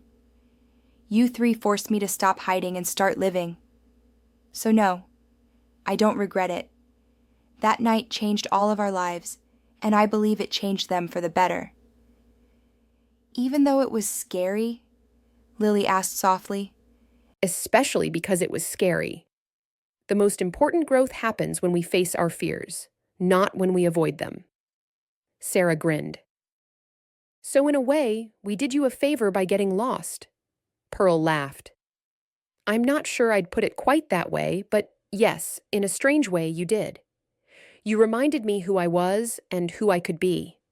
And for that, I'll always be grateful." As the sun set completely and stars began appearing in the darkening sky, Pearl walked home with Luna at her side. She thought about the journey she had taken, from devastating loss to paralyzing fear, to gradual healing to renewed purpose. She thought about Max, and how his memory no longer brought only pain but also joy and gratitude. She thought about Luna and the beautiful partnership they had built. She thought about the handlers she had trained, the lives they would save, the legacy she was creating. And she thought about 3 children who had once gotten lost in the woods and, in doing so, had helped her find her way back to herself. Pearl's apartment was warm and welcoming when she arrived. Photos covered the walls, pictures of Max, of Luna, of successful searches, of trainees with their dogs, of Sarah, Tommy, and Lily at various ages. Her life was documented in images of love, work, purpose, and connection. She fed Luna and then sat on her couch, the dog immediately jumping up to lie beside her. This was against the rules. Working dogs weren't supposed to be on furniture, but Pearl allowed it. Luna had earned the right to be both a working dog and a beloved companion. "We've had quite a journey, haven't we, girl?" Pearl said, stroking Luna's fur. Luna's tail thumped against the cushions in agreement.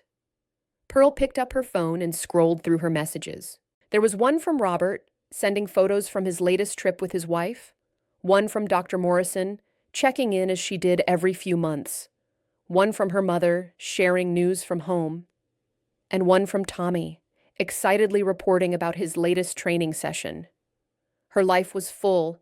It was messy and complicated and sometimes exhausting, but it was real. It was authentic.